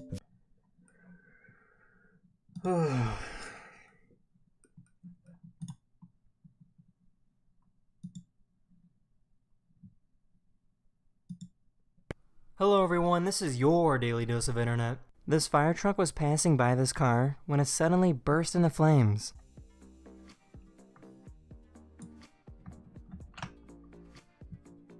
Within a few seconds, the fire was completely under control.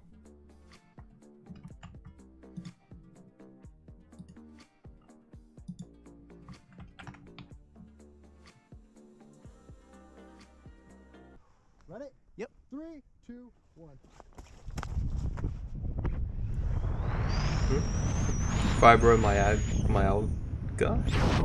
Myalgia?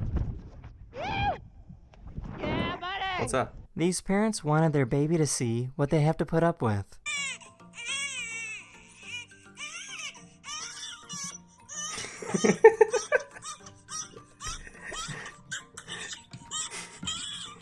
That's this right. person went to the pet store and found this sad dying fish.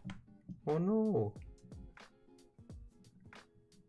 Chronic pain. She took it home and gave it the love and care it needed. Do you know what causes it? Or is it just random? The fish started to get healthier and happier and began to transform into a bright orange color.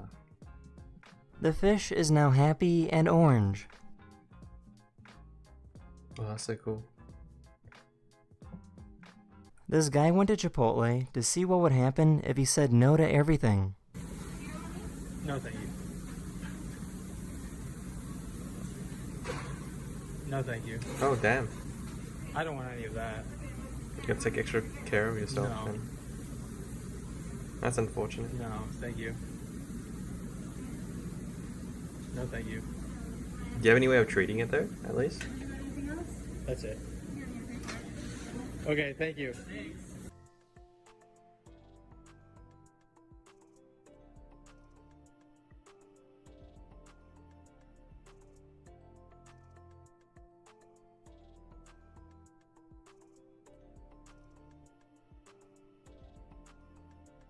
This cat loves to go on trips in a boat, but when they get home, the cat can't wait to get out.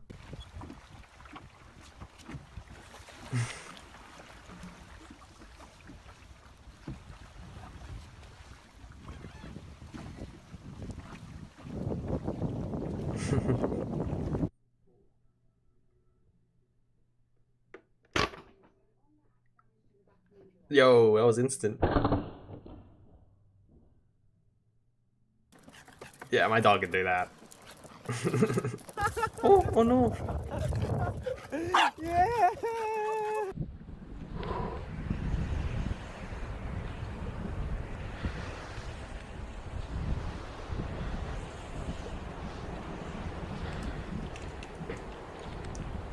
This poor guy was trying to slide cash through a card reader.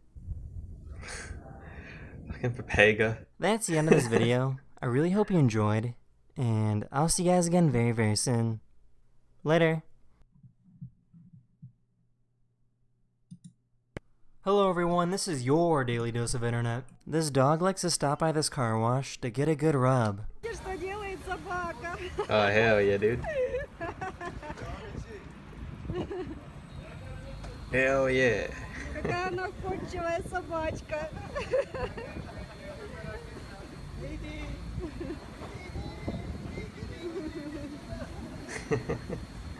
Они говорят, работники заправки, что она постоянно выжидает, как...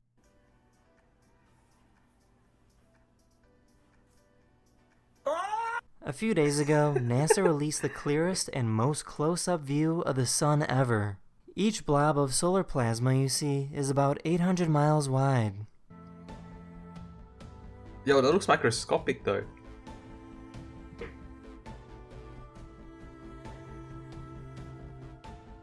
A diver found an octopus that changes colors in a mesmerizing fashion.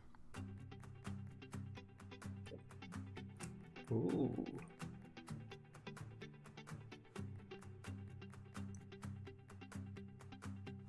Looks like it glows in the dark.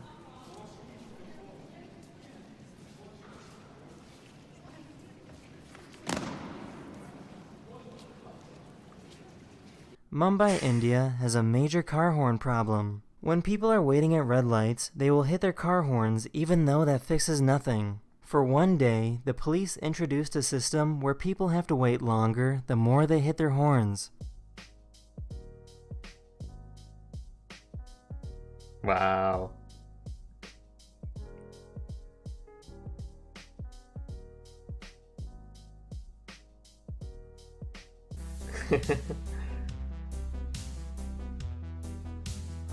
Yeah. Space, vaporwave. I love it. Here's a really wrinkly cat. Ugh.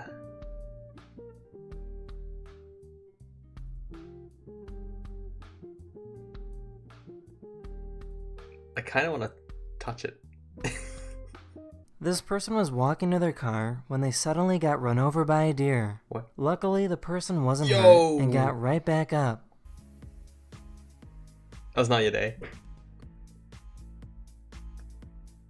What?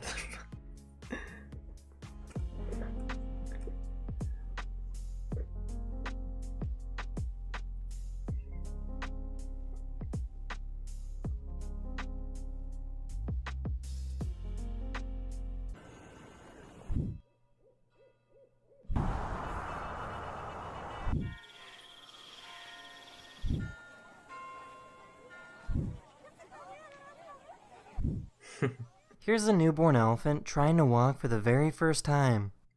They're so small. Oh. That's the end of this video. I hope you learned something new, and I'll see you guys again very, very soon. Oh. Later. Alright, one more. Again. Hello everyone, this is your Daily Dose of Internet. This is Mr. Magoo the cat, and he might be a little broken. He was born with his tongue sticking out and doesn't have the ability to pull it back in. Other than that, he's perfectly happy and healthy. Ray, really? That's so sad.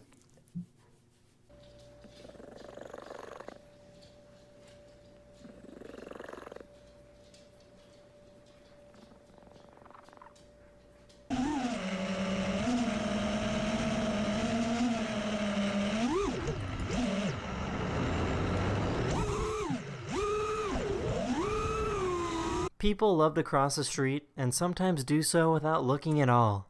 This organization made a course to see which cars had the best and worst systems to avoid pedestrians. They tested 11 small SUVs and 4 of them received perfect scores.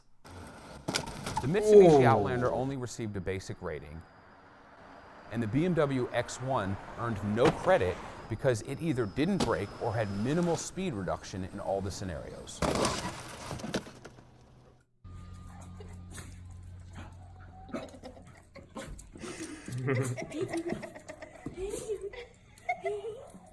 So pretty. You're so pretty.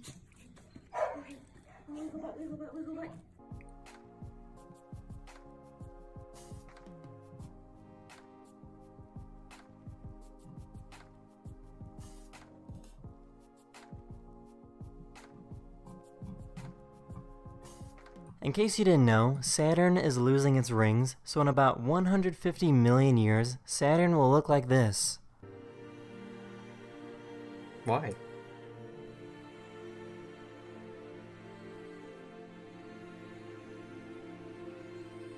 This 80-year-old man had his bike stolen, so these police officers gave him a brand new one. Sit on there, see if that fits you. Oh, that's so wholesome. Is this a new one here? Brand spanking new. All right. Thanks for everything. You're welcome. No problem, sir. You're welcome. So the You're gonna hurt yourself. You're gonna hurt yourself. Monster. I'm so happy.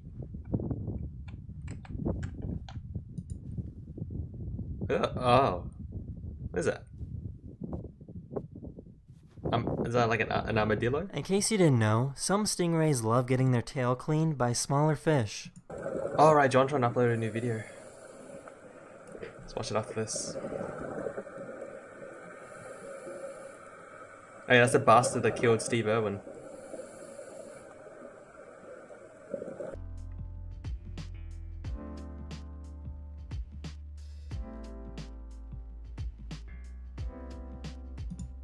That's in this video. I really hope you enjoyed, and I'll see you guys again very, very soon.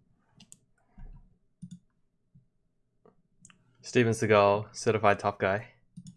Before we start today's video, okay, I want to give a big shout out to today's sponsor. And you know who that sponsor John's is? like one of the last You're not going to believe this. of... That's Raid Shadow Legends. Oh, Raid Shadow Legends is a free-to-play dark fantasy RPG One of the last game people available OG to play on your YouTube. phone, tablet, and computer. With cross-platform capabilities, you can switch from playing on your phone to a computer. No, because with it's ease. John, I'm gonna sit And through brand this- new to Raid this is the Raid Tag Shadow Team Legends Arena. app. Tag Arena is the next level of competitive PvP battles, where you face off in a best-of-3 4v4 battles. Whichever team wins 2 matches wins the series. And as you progress through the campaign, you'll collect new and unique champions and gear, so you can customize your team the way you like to play. If you're a competitive player, you can earn special rewards if you finish high in the rankings. So, what are you waiting for, okay? Go to my description, click the link, and download Raid Shadow Legends today. He got thicker during quarantine, If you're a new player, you'll get 50,000 silver, 50 gems, 5 mystery shards, 1 energy refill, 1 day XP boost, 1 clan boss key, and a free champion, Executioner. This I noticed it champion was is slimming super down at strong, the and start, like I said, you'll get it completely or free by late signing up last with my year, link and then below. like You'll quarantine find your happened, extra rewards here in your and inbox video for by the next video he's 30 getting days thicker only. and thicker. This guy, okay? Steven Seagal. I don't know how he's been, the places he's been and accomplished what he's accomplished. I always just knew him as a 90s action movie star with the likes of Jean-Claude Van Damme and Arnold Schwarzenegger, you know, beating people up, being awesome. What Bruce? Yeah, but he's a martial Putting artist. asses in seats at the movie theater, generally not being batshit crazy afterwards. You still fine? Yes, I do. You still dangerous? But Steven Seagal could not manage that last bit, unfortunately. С большим останавливающим действием. What caliber is this? So here you have it. The many sides of this fragmented man. May we try to piece him back together like Humpty Dumpty. He is kind of an egg guy, if I'm being honest. So Steven Seagal is trained in an art called Aikido, or so he says. It's basically an art where you just flip a guy. You just throw a guy. That's what it is. Aikido. Dude, I'd be careful if I were you. That's a dangerous man.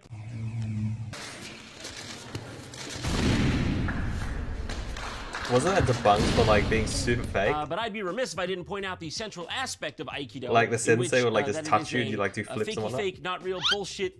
Yeah. Martial art. Ironically, if you look at it, most of the real skill here comes from the people pretending they're falling.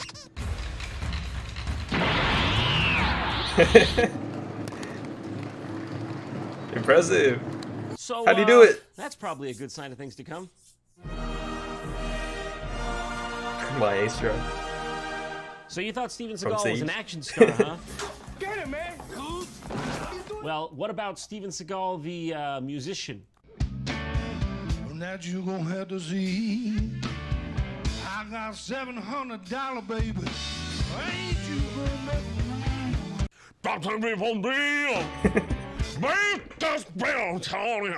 It's quite easy to do soul singing, you know what I'm saying? Hey, John has a really good voice. You gotta watch out, coming. The fuck? It's like started soulful but ended with a threat. It was like, you better watch your back. Literally, actually, seriously, watch your back. Yeah, that's what I'm saying. He's here.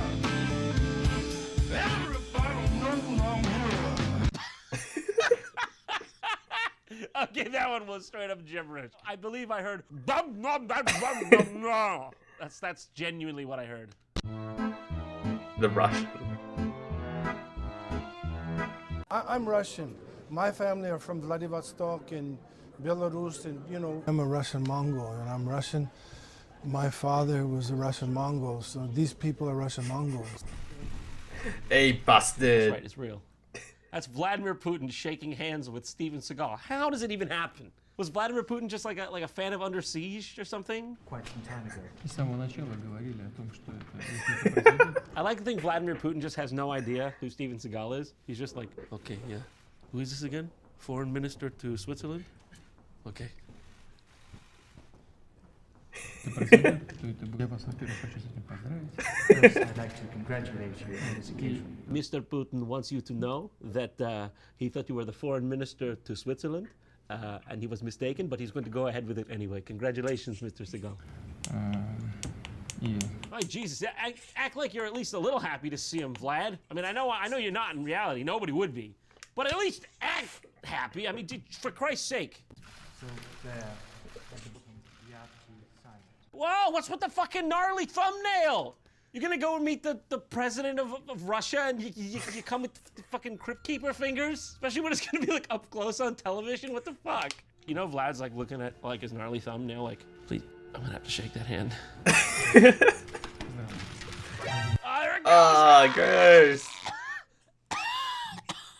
It's yellow too.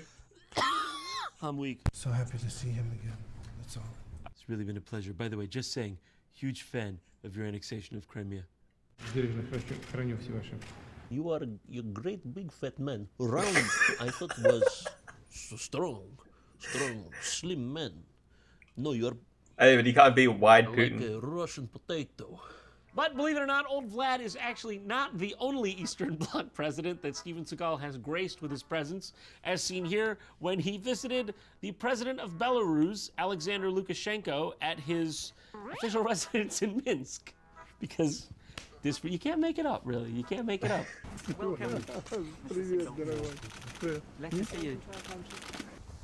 But why though?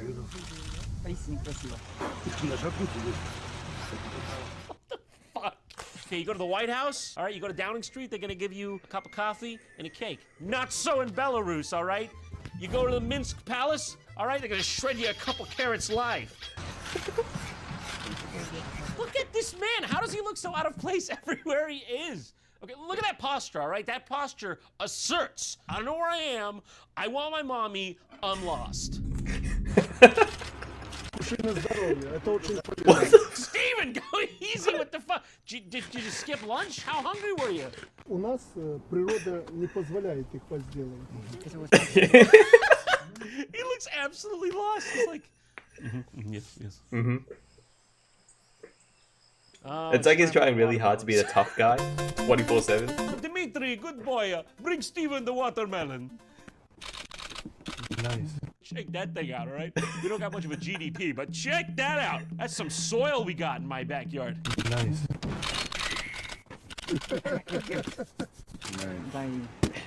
Nice. Oh, I keep it.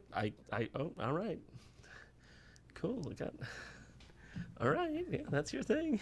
Watermelons, carrots. It's a bit fucking weird, but. But he's not only Russian, okay? He apparently had a brief stint as a cop or something on the New Mexico border. I don't know what made him qualified for such a position, but somebody apparently thought it a good idea to hire him, which is why we are now going to be treated to a video titled, and I quote, Steven Seagal trains Americans how to stop school shooters using guns and martial arts. Good luck stopping a school shooter using martial arts, I'm just saying. Stop, Who are you boy! teaching kids? Oh!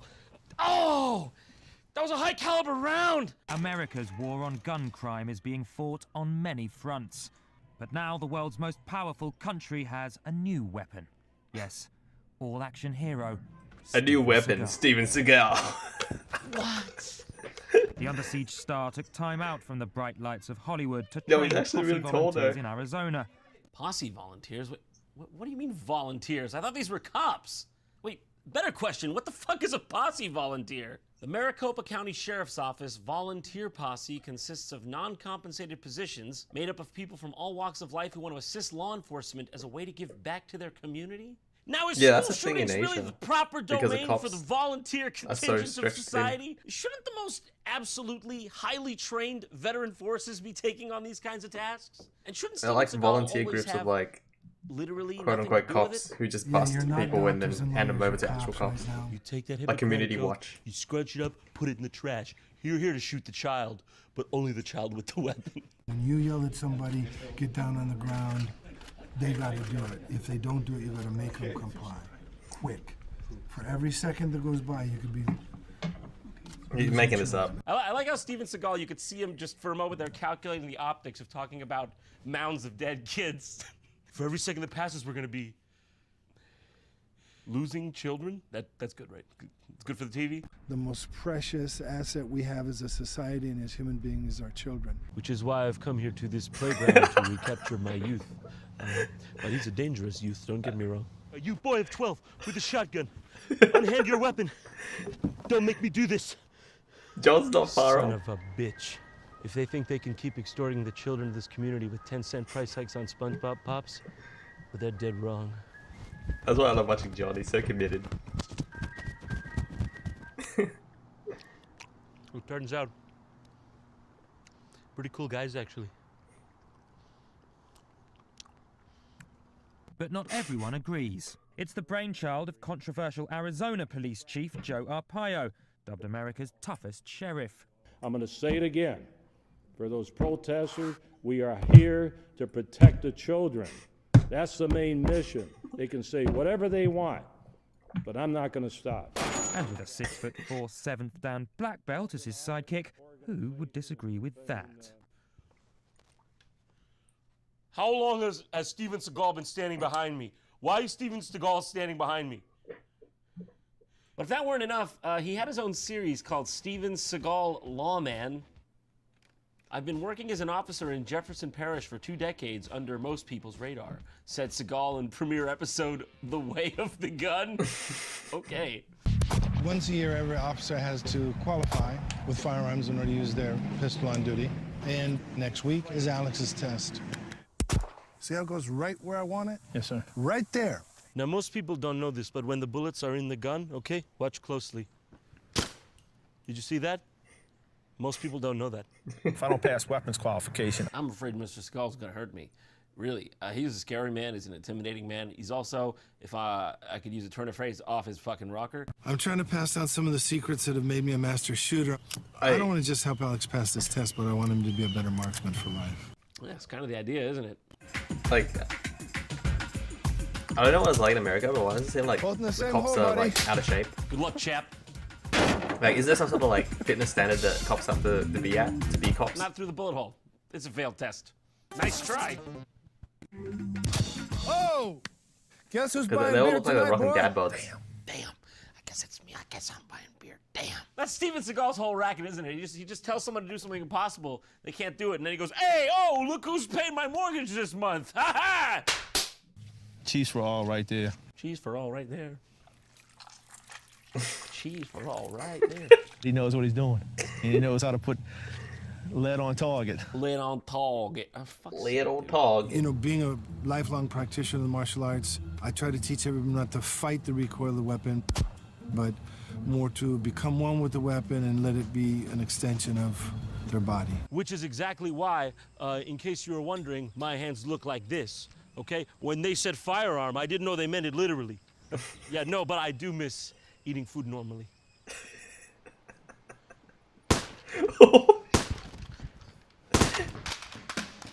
After what I seen today, he could take a gnat off a fly's ass. Nah. You got the Asian kind of Zen lesson. You're not doing this anymore, you're doing this. Okay, we were seeing a lot of this kind of movement, right? Now, we're seeing a bit more... From the time you started till the time we finished, I felt like he learned something. Good. See, I believe that was That's the the point, goal. I think. So, good. All right, okay, so we've heard about Steven Seagal, all Law those man. things. But what about Steven Seagal, the man? You know, the person, the human being behind it all. We always ask, what is Steven today? But we never ask, how is Steven today? Right? So let's watch an interview with the man himself. It's an interview he did with The Voice. Should get a little accurate representation of who he is, right? Welcome to Scottsdale, Arizona. Welcome to The Voice Versus. Hello, everybody. I'm Michael Chiavello. I'm glad you said your own name, mate, because I wasn't going to be able to pronounce it. So sit back and strap yourselves in for the longest interview ever conducted with Steven Seagal. Before he got distracted and left, okay? We had him in that chair for like 26 minutes straight. Steven Seagal, thanks for joining me on The Voice Versus. It's an absolute pleasure. Pleasure to meet you. I just realized I forgot to follow you on Twitch. So, How did it come to be Aikido that was your chosen art? Well, actually, I started studying karate at a very young age. I don't know how I forgot. I'm sorry. Don't hurt yourself, dude, all right? We don't want smoke coming out of those ears. This is your longest interview ever. We're only about 15 seconds in. Sort of lied about my age and got a job washing dishes at a restaurant. I think it was called the Wagon Wheel or something like that. And there was a cook there, because back then in America you didn't really have dojos around. I was working at this restaurant. Don't remember the name of it. There was a cook there. But back then you didn't really have dojos. Right. Understood, Steven. Understood. They were all sort of underground or quietly teaching. Okay, back then it wasn't sanctioned, okay? It wasn't exactly legal. Bit taboo. You go on the street, you say the words kung fu, all of a sudden you're in the back of a SWAT van. One of the cooks there was a guy called Sakamoto Sensei, and he was a Shotokan guy and an Okinawan Shorin. Oh, since you played Mega Man, did you ever look into the mobile game? In short, Rockman X this guy was a guy. He saw that when I was washing the dishes and moving around pretty good. that I moved very fast. Hey, that guy back there, is he a karate master? No, he's just a dishwasher. No. How exactly do you wash a dish in a fashion that will impress a martial arts master? Hold on, let me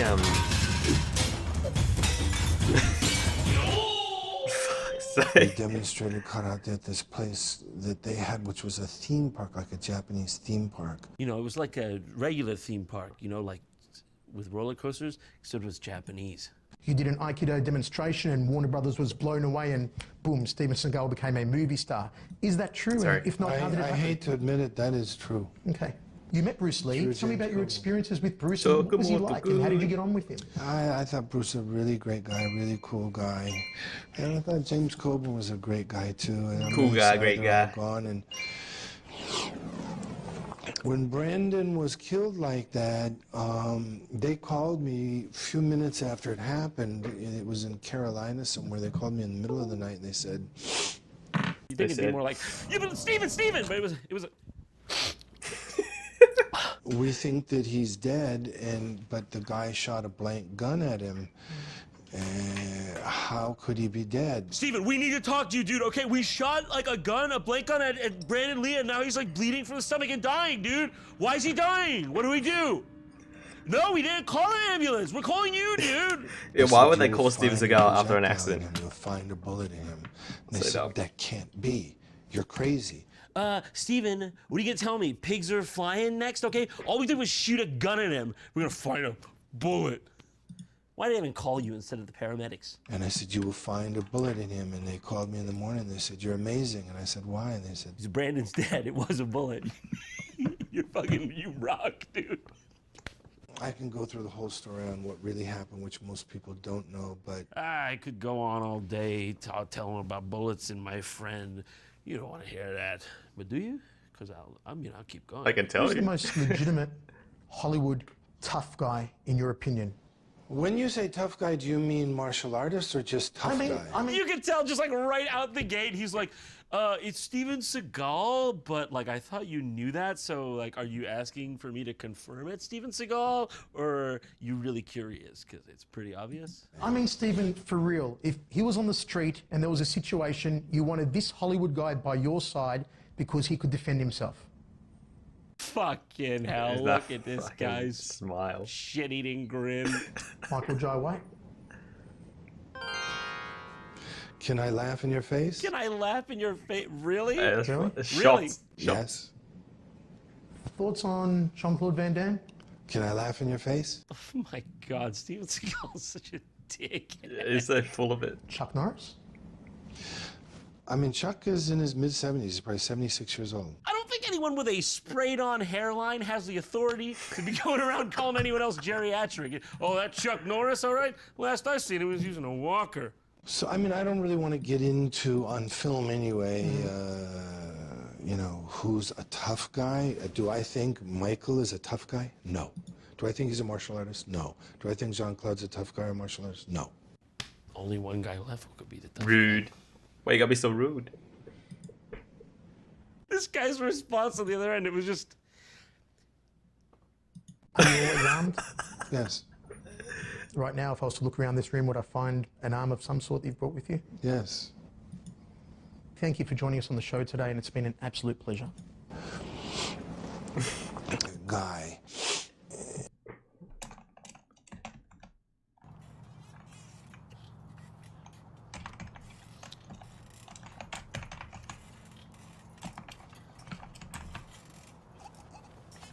Jack!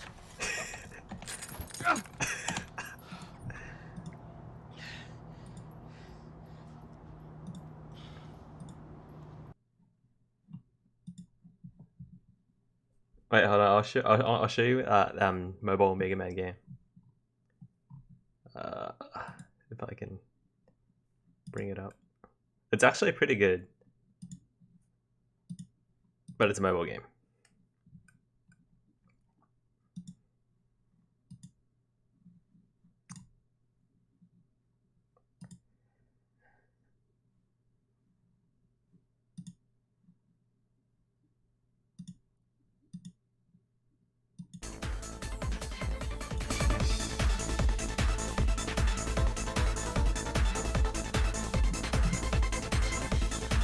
I hope my controller's working.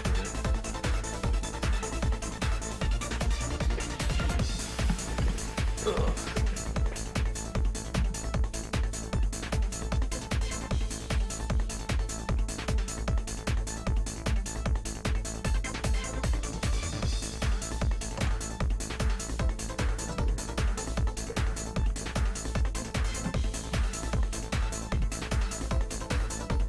So the premise is like this game encompasses all the Mega Man X games,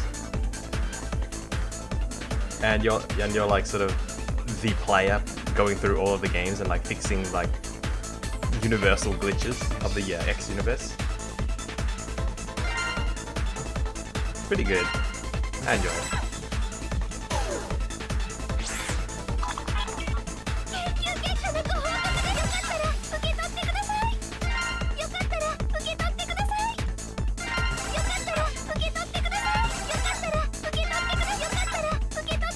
And I haven't spent $1 on it, so it's pretty good. Yeah.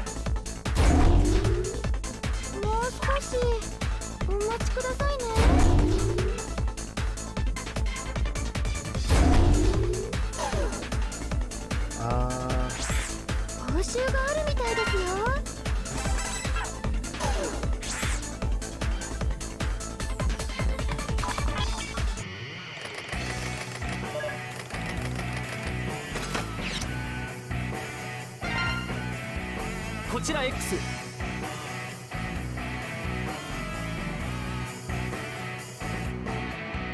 ありがとう。そこで待ってろ。助かったよ。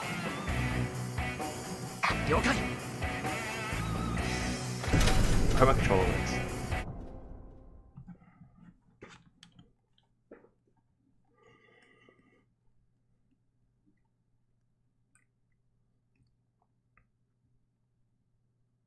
Ready? 行くぞ。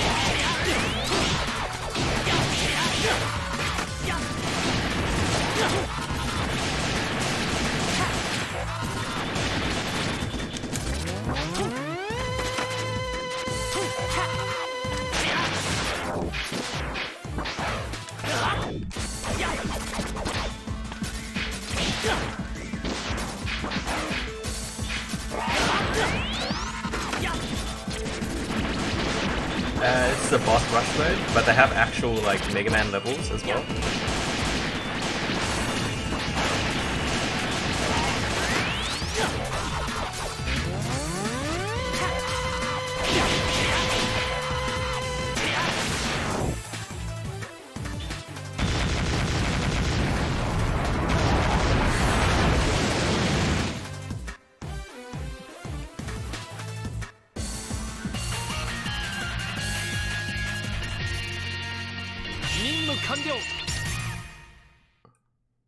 Best Armor X, hell yeah.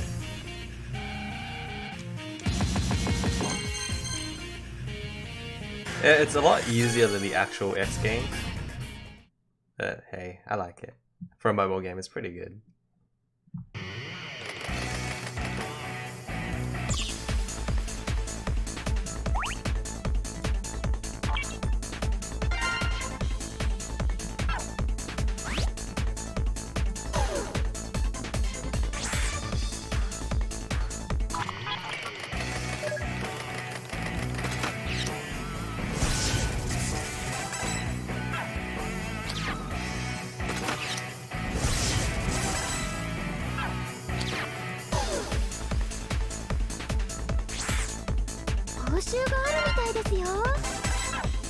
Oh, of course they have the intro stage as well.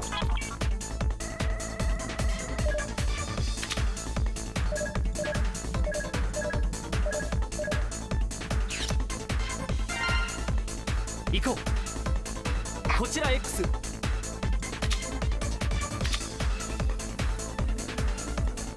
For the sake of it.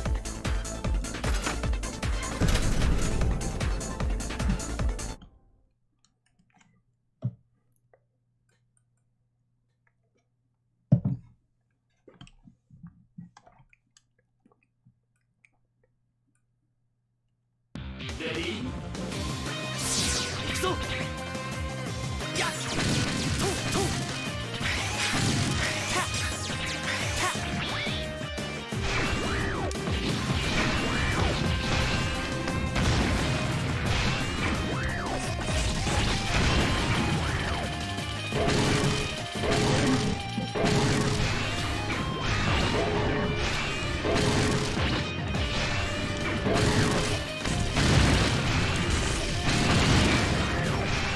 iced tea.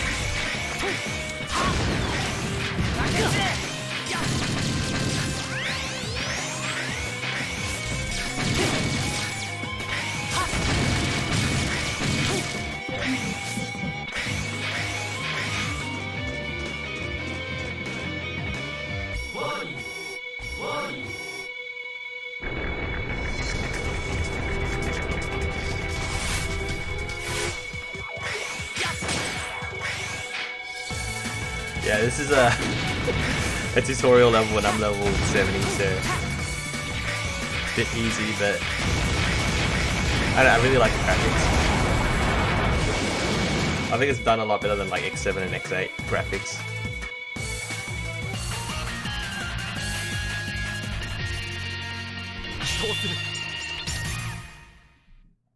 But yeah, as a game, it's pretty fun for a mobile game.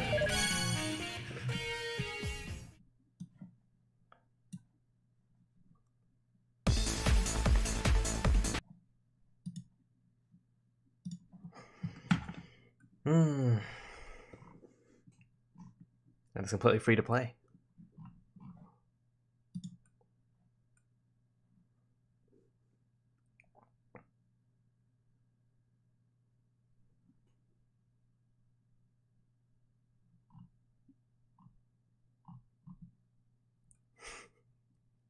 Fucking Max.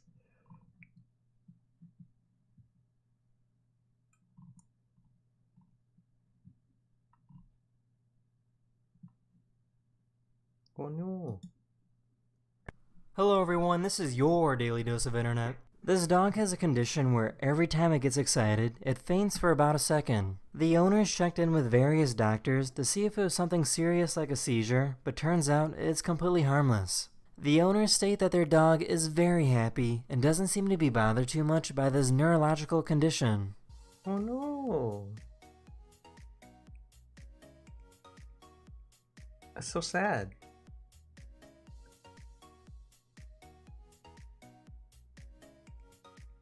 This dog gets really excited whenever it hears someone say popcorn. Popcorn. Did you discuss any of this with Rita? No, but I will if you don't do the right thing. If you truly care about this, like you're saying. Wait, dog can have popcorn? These police officers got word that people were stealing items and bringing them out the back door, so they simply waited for them to come out.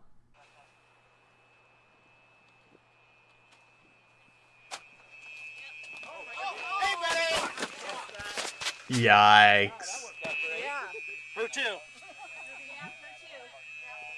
Brandon, grab it. Wrecked. Get wrecked.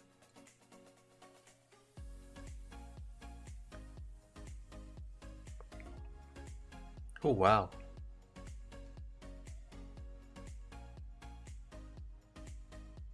Nice.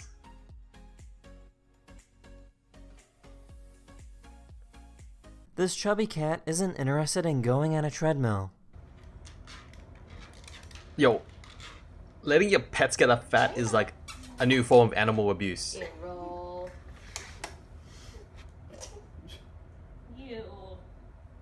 Not cool.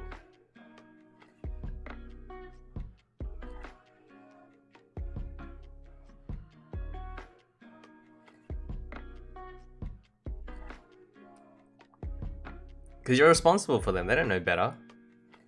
You gotta take care This of is them. how a commercial for iced coffee is created. Many places have laws where food and beverage commercials are not allowed to use CGI, so everything still needs to be done the old-fashioned way.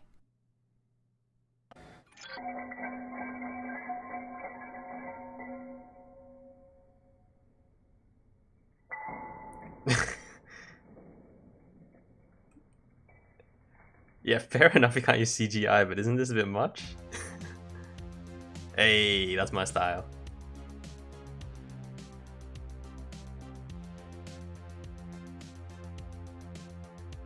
Love it. This person tried cleaning a massive rug during a sandstorm. Why? This Papega right here.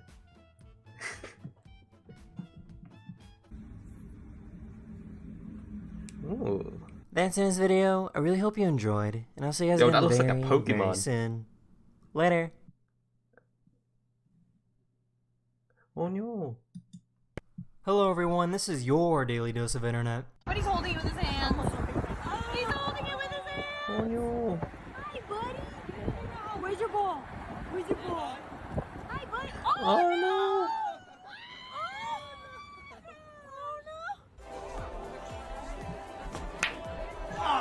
Woo! Okay, this is gonna be easy. Sorry, buddy. Zacking? Yeah. The CGI guy. This random guy walked behind the counter at a restaurant and pretended that he worked there and started taking orders. I can help you right here. Right next in line. You're next. Okay. Hey, what can I get for you? Okay. Yeah, we actually have our pick two. Yeah, you pick two, so you can get like a sandwich, a bowl of soup. A manager then asked him where his work uniform was. Yeah, sorry, I forgot my apron at home. Yeah.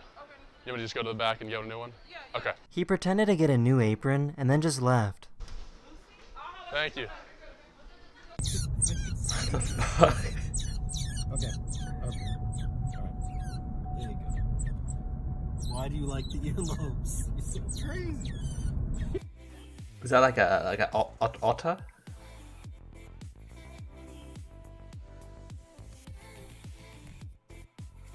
This is a speed chess competition where each side has 3 minutes to finish a game of chess. Just to show off his confidence, this chess champion spent his first 20 seconds on the clock getting comfy.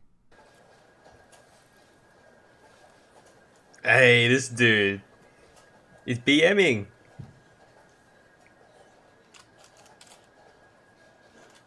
Dude, come on. He ended up winning with over 40 seconds left to spare.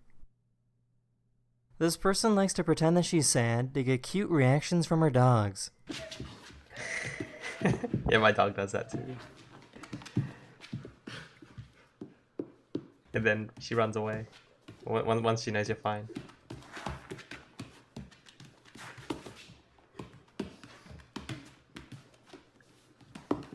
There's a sport where the objective is to take a toy torpedo and throw it into the opponent's goal. The hard part is that both goals are deep underwater and people are allowed to try and wrestle it away from you. Have you ever had pets? PTSD? Damn.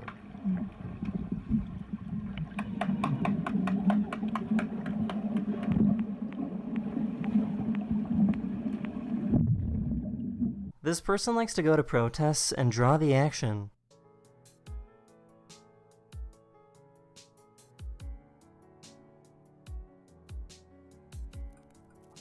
Yeah, fair enough. Pets really do help, especially, yeah, especially during tough times. That's the end of this video. I really hope you enjoyed. They kinda help you I'll see you guys forget again everything very, around very you. soon. Later.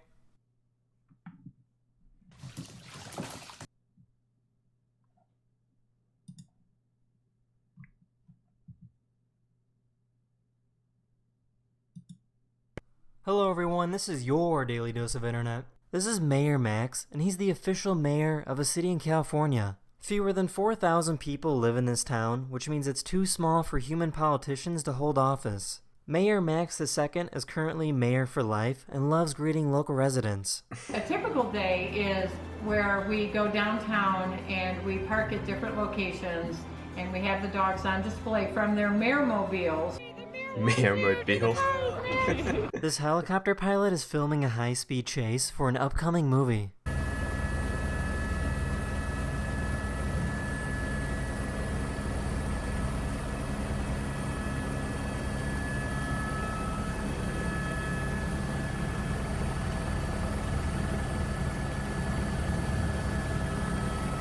Yo, he's so low.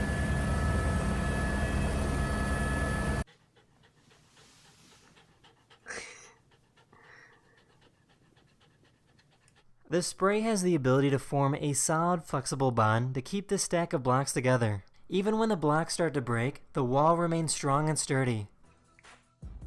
That looks fake.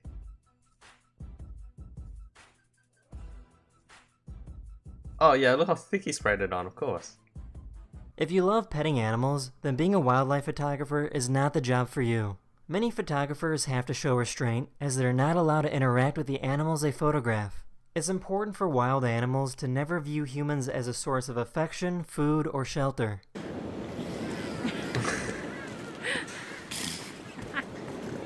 So cute though.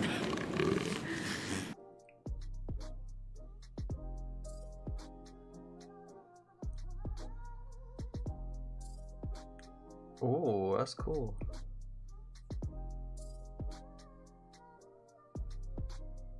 Damn. I found an artist that likes to skydive and paint at the same time.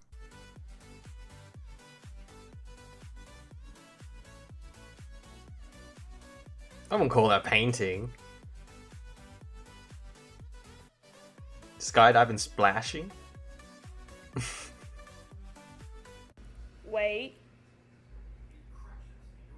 Wait. Okay, get it. Get it. Oh. Get it. Oh no. This is what it looks like when you put ferrofluid on a magnetized metal screw. Just because they look so weird. Under normal conditions, it just looks like an oily liquid, but when it's exposed to a magnetic field, it forms these spikes. This is what it looks like when two eels get in a fight.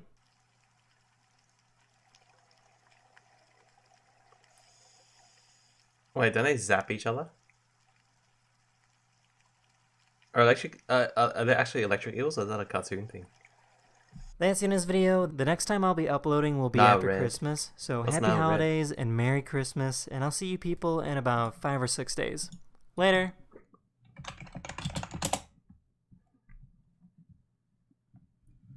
Ah. Hello everyone, this is your Daily Dose of Internet. This person trained their dogs to remain perfectly still.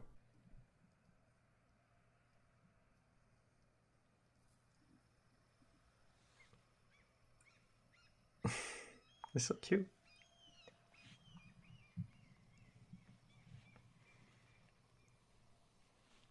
They look like little bears.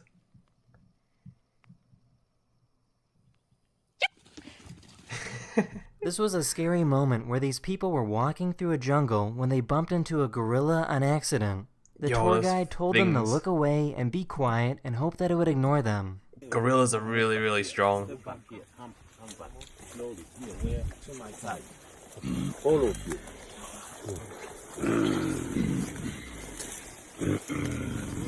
Man, I hate monkeys. It seems like the most exhausting time of the year for everyone. They're super scary to me. Oh no. That's one tired boy. Pick him up. These people found a wild horse with its foot stuck in the hair around its neck. Oh no. Wait, how does that even happen? The rescuers helped untangle the foot, and the horse was able to walk again a few minutes later. He's running around, doing circles around us.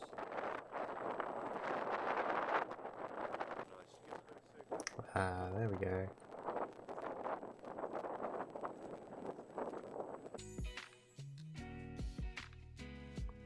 Okay, dude. There's nothing better than a relaxing day in the beach.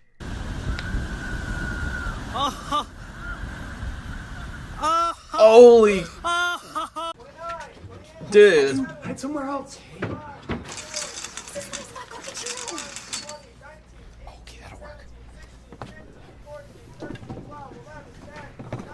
Okay, dude. No, get your own spot.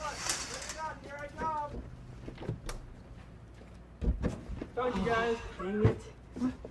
Here's a box that's more than just a box. CGI Andy. Oh, that's really cool. Actually, I have a mate who does stuff like this. He makes gift boxes. Really This creative cat gift hates boxes. its own reflection.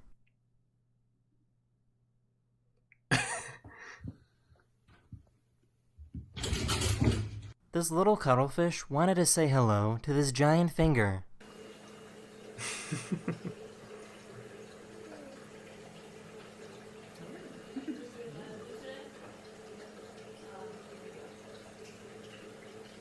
So cute. Ugh. Oh, it's a stick insect.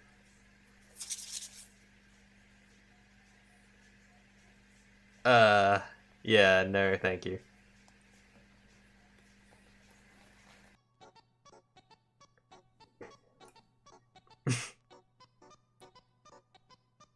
That's in this video. I really hope you enjoyed, and I'll see you guys again very, very soon. Later.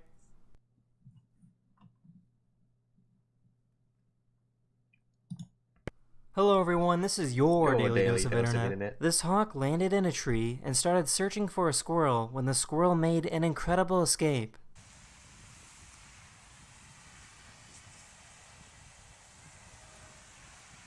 Yeah, I don't like birds. Yo! Damn! Outplayed.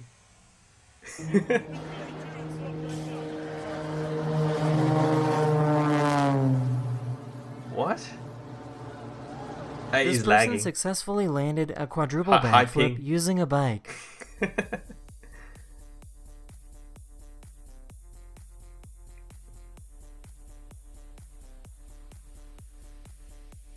Nice.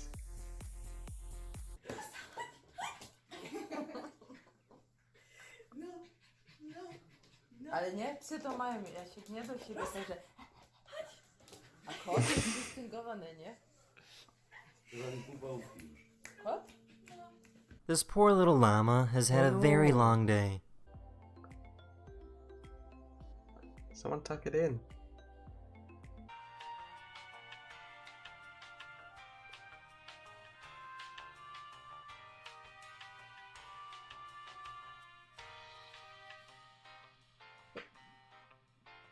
CGI Andy again.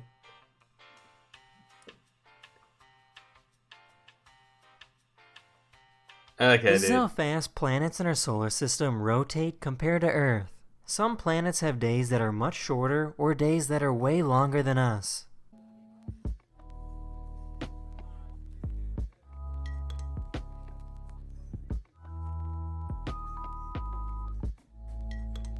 This dog is super excited to see its best friend.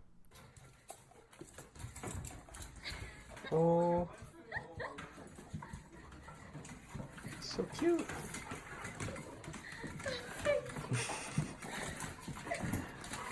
Let him in. This person made a stop motion animation using fuzzy wool.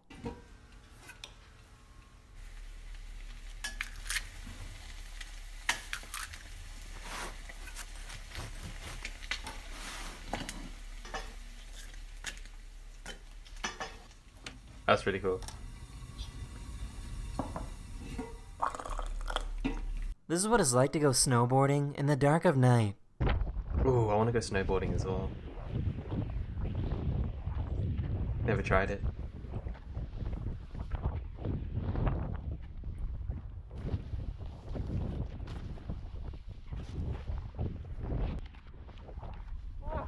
Here's a baby cuttlefish hatching from an egg.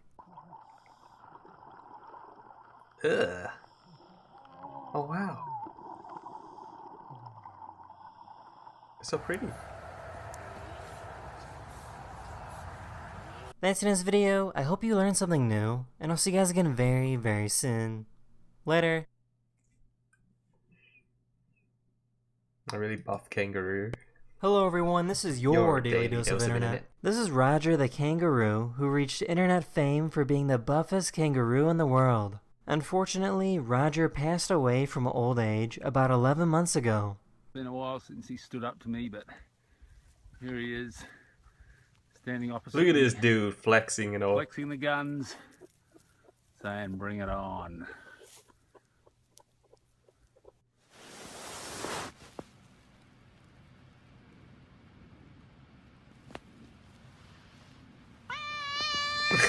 This is what the daily morning commute looks like for some people. Hey. Hey, relax. This child tells her mom that she took too much candy from this house on Halloween.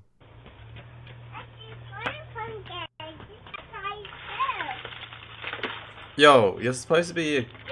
What are you doing? You're taking like $5 worth of candy. Relax. Like, why you gotta be like that? Aladdin is on his way to steal your girl. Okay, dude.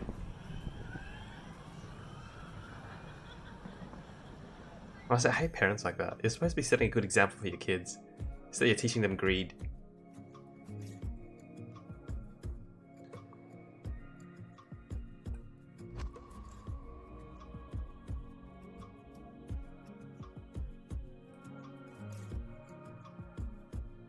This person left their car window open overnight and found their car filled with stray cats. Nah.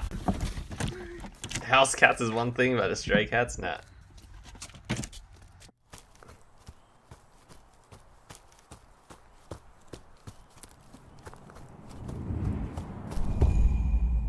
Yo.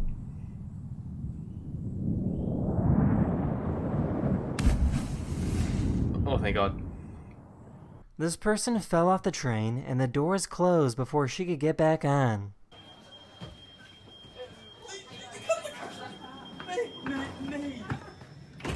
Deserved.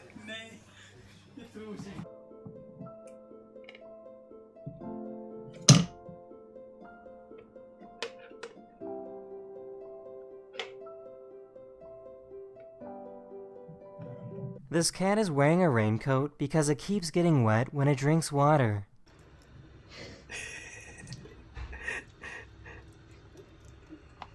Do you not have like a water bowl for cats? Is that not a thing for cats?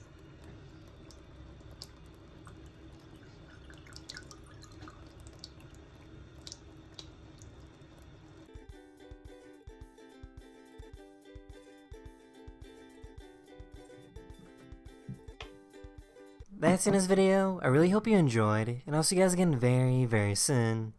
Later. A really big bunny. Hello everyone, this is your Daily Dose of yeah, Internet. good night. This I'm person gonna watch owns a few more and giant then I'll head bunny off too. that's over 4 feet long Thanks and weighs for 50 staying. pounds. The owner I'll states try that and her catch one of rabbit your streams is next pretty time. much just a big, slow dog. They're no different to keeping smaller rabbits. In fact, I'd say they're easier. The giant rabbits Bye-bye. plod round like dogs, whereas the small rabbits, they tend to burrow. So I'd say the large rabbits are a much good night. easier to handle.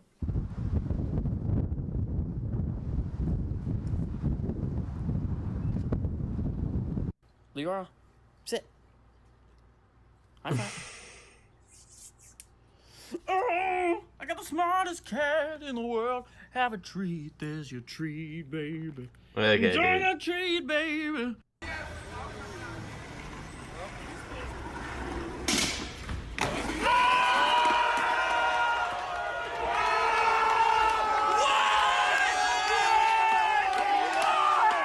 This fox tried to sneak into this eagle nest to steal an egg.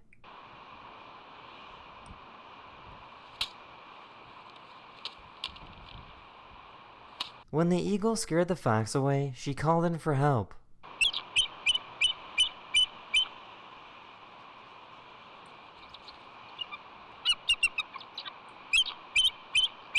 Only a few seconds later, backup arrived to save the day.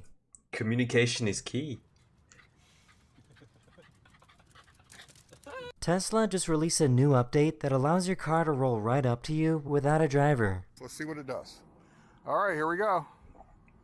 Gonna press the come to me and hold it down. Isn't this Car's fake? backing up. There is nobody behind the wheel. It is driving itself to come pick me up. There's no driver. Driverless car came to pick me up. Here's a bear that kinda looks like it ate another bear.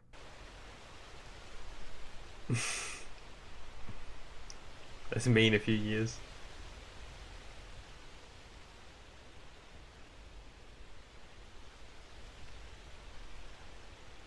If you wake up early and go to the beach, you can see some incredible views like this.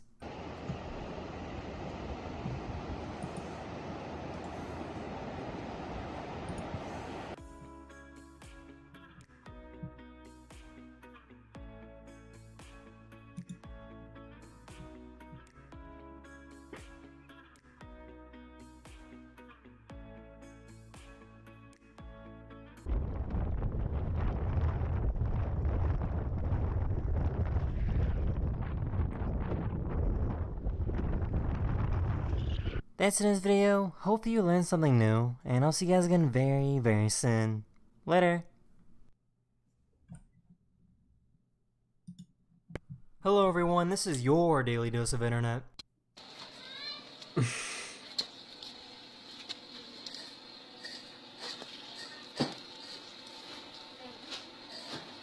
Oh, hoarder.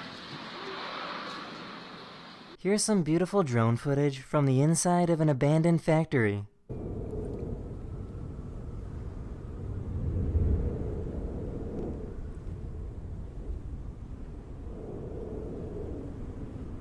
This mother bought her child an anime sweatshirt because they love anime. Mom, what did you buy me? It said anime, so I bought it for you. Oh, depressing. Oh my god. Oh no. Help him. This child was trying to make a chocolate bowl using a balloon when the balloon suddenly popped. I hate balloons. The bowl. I mean the balloon.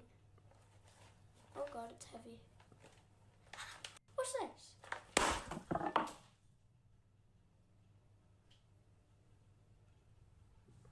Feels bad. Pepe hands. Mom? These people found a little puppy stuck in a bottle. Oh no. Help him. انسانيات میگن اینه اعمال خودت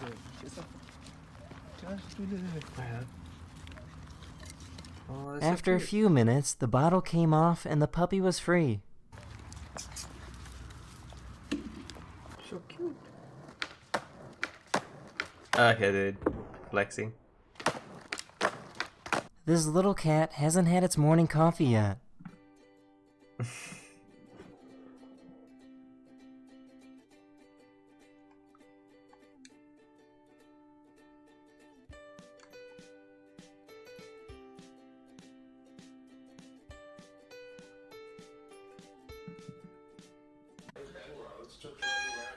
Oh no. Raccoon. Who's that up TikTok. there? Gross. Oh my god.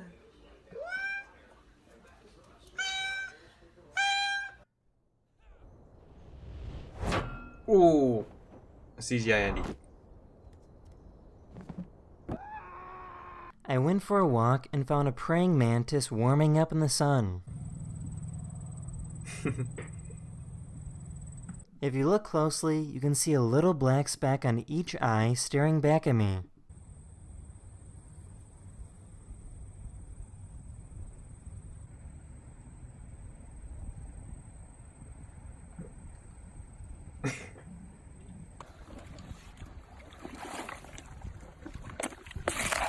That's in this video. Hopefully I made your day just a little better, and I'll see you guys again very, very soon. Later.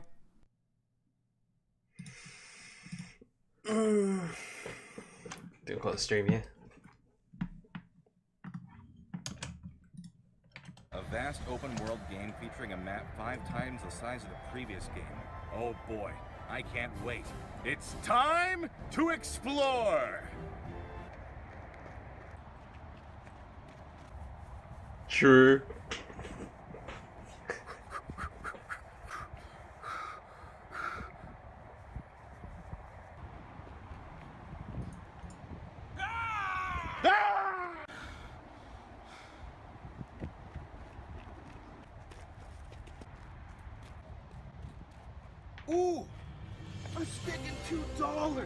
What a discovery! Open world games are truly amazing! I'm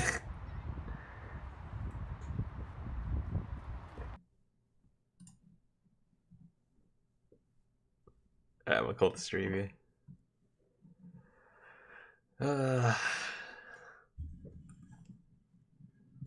I'll be streaming Resident Evil 2 tomorrow.